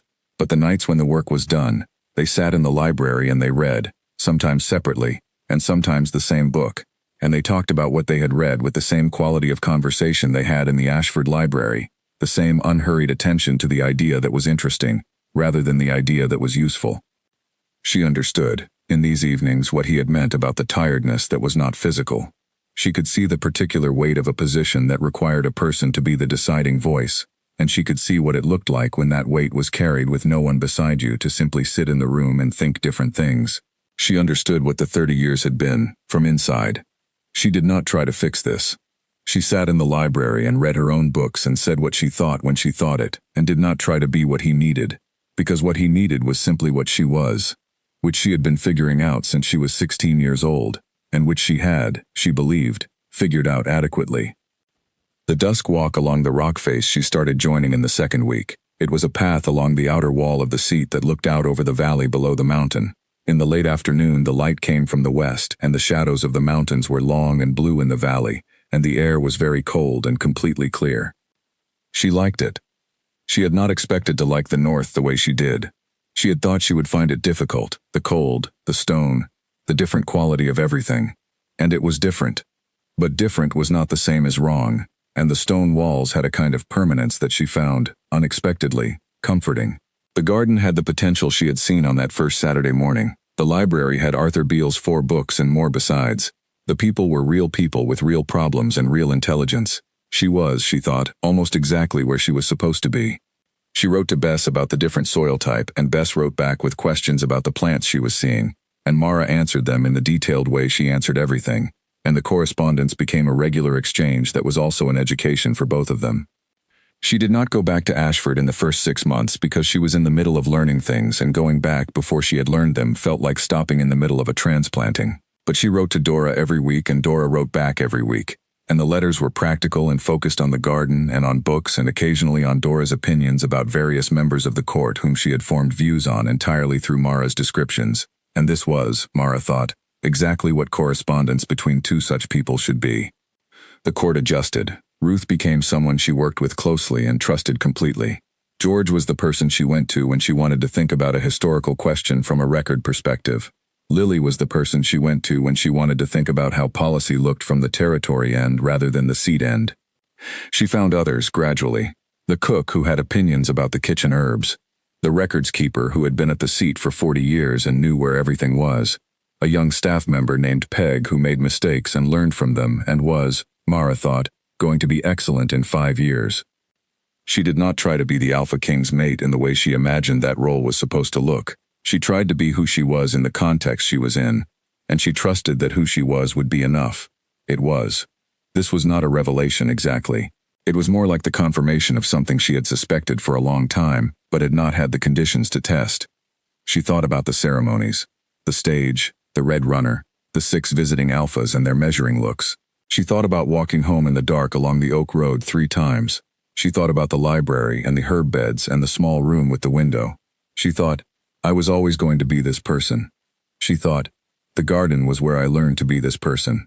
Every plant problem I worked through, every drainage correction, every pH adjustment, that was how I was learning to look at the premise instead of the surface, and to stay with a problem until I understood it, and to trust the result when it came back the way the lemon thyme came back. She thought, it was all the right preparation for exactly this. She went to the southern garden in the spring, and she looked at it for a long time, the way she had looked at it in October. The soil was warming. She could see where the drainage was pulling wrong, and where the light was falling at an angle that was not quite serving the plants that were positioned in it. She thought about what she would do. She thought about how she would explain it to the garden staff, the ones who had been tending this garden for years, and who would need to understand the logic before they would trust the change. She started with the smallest bed, the one nearest the wall. She changed the position of 3 plants and added a small drainage redirect, and she showed the senior gardener, a careful woman named Helen who had 10 years of this garden in her hands, what she had done and why. Helen looked at it for a while. She pressed her fingers into the soil. She looked at the drainage. The angle, Helen said. Yes, Mara said. The water was pulling toward the wall and sitting against the roots. Helen was quiet for a moment. I saw the standing water, she said. I did not understand why it was there. The slope is very small, Mara said. You would not necessarily see it unless you were looking for it. Helen looked at the bed. She looked at Mara. What is the next one? She said. Mara showed her the next one. They worked through 4 beds that afternoon, and by the end of it, Helen was identifying the problems herself, and Mara was confirming rather than directing. This was, she thought, exactly the right order. Calder came to the garden in the late afternoon. He came sometimes in the evenings if the work permitted, and he stood at the edge of it and looked the way he had always looked at gardens, for the logic underneath. He saw the 4 changed beds. He said nothing. He stood and looked. You started, he said. 1 at a time, she said. He looked at her. The expression was fully uncontrolled. The premise, he said. The premise, she agreed. They walked the path back to the seat as the light changed, the mountains going gold and then deep blue in the valley below, the cold coming in from the north in the way it came in at this elevation, clean and complete, and not negotiating with the season. She thought, I live here now. She thought, this is the place. She thought about the first Tuesday she had seen him at the bread stall from across the market square in Ashford. She thought about clay pots and survey records and 2 hours at the library table. She thought about the South Road and the gate and the wall and the tea and all the conversations that had been conversations about plants and surveys and books and had also, she understood now from the inside, been something else entirely. She thought, he looked at what I made and understood it. She thought, I looked at what he was doing and understood it. She thought, that is the thing. That is the whole thing. She had been unchosen at 3 ceremonies. She had walked home 3 times in the dark with her shawl and her honest sentences, and her opinions about soil pH. She had built a life in a garden, and she had built herself inside that life, and she had been, as Dora said, entirely and correctly herself. And then a man had come to a market square, and helped with clay pots and come back.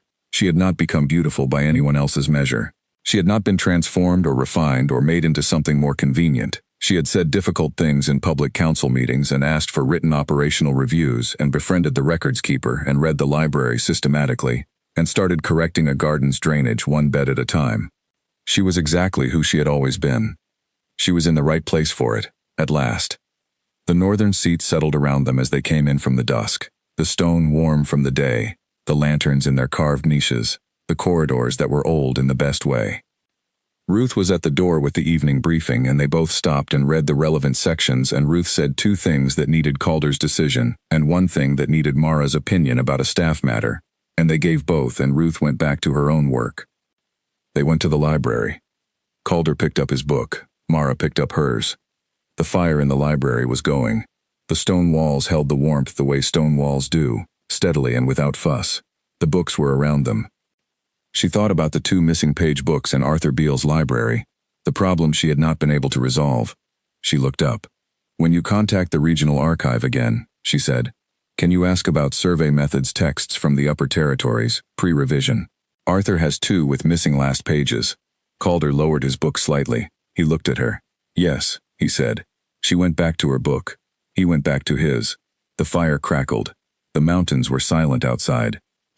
Somewhere in the northern seat, in the room she had given him when she arrived, a large gray cat named Problem had settled into the chair by the window and was doing what he had always done, which was being entirely unconcerned with everything except his immediate comfort. Nobody argued about his being there. The evening settled. She read her book. She thought, here. She thought, this is the one.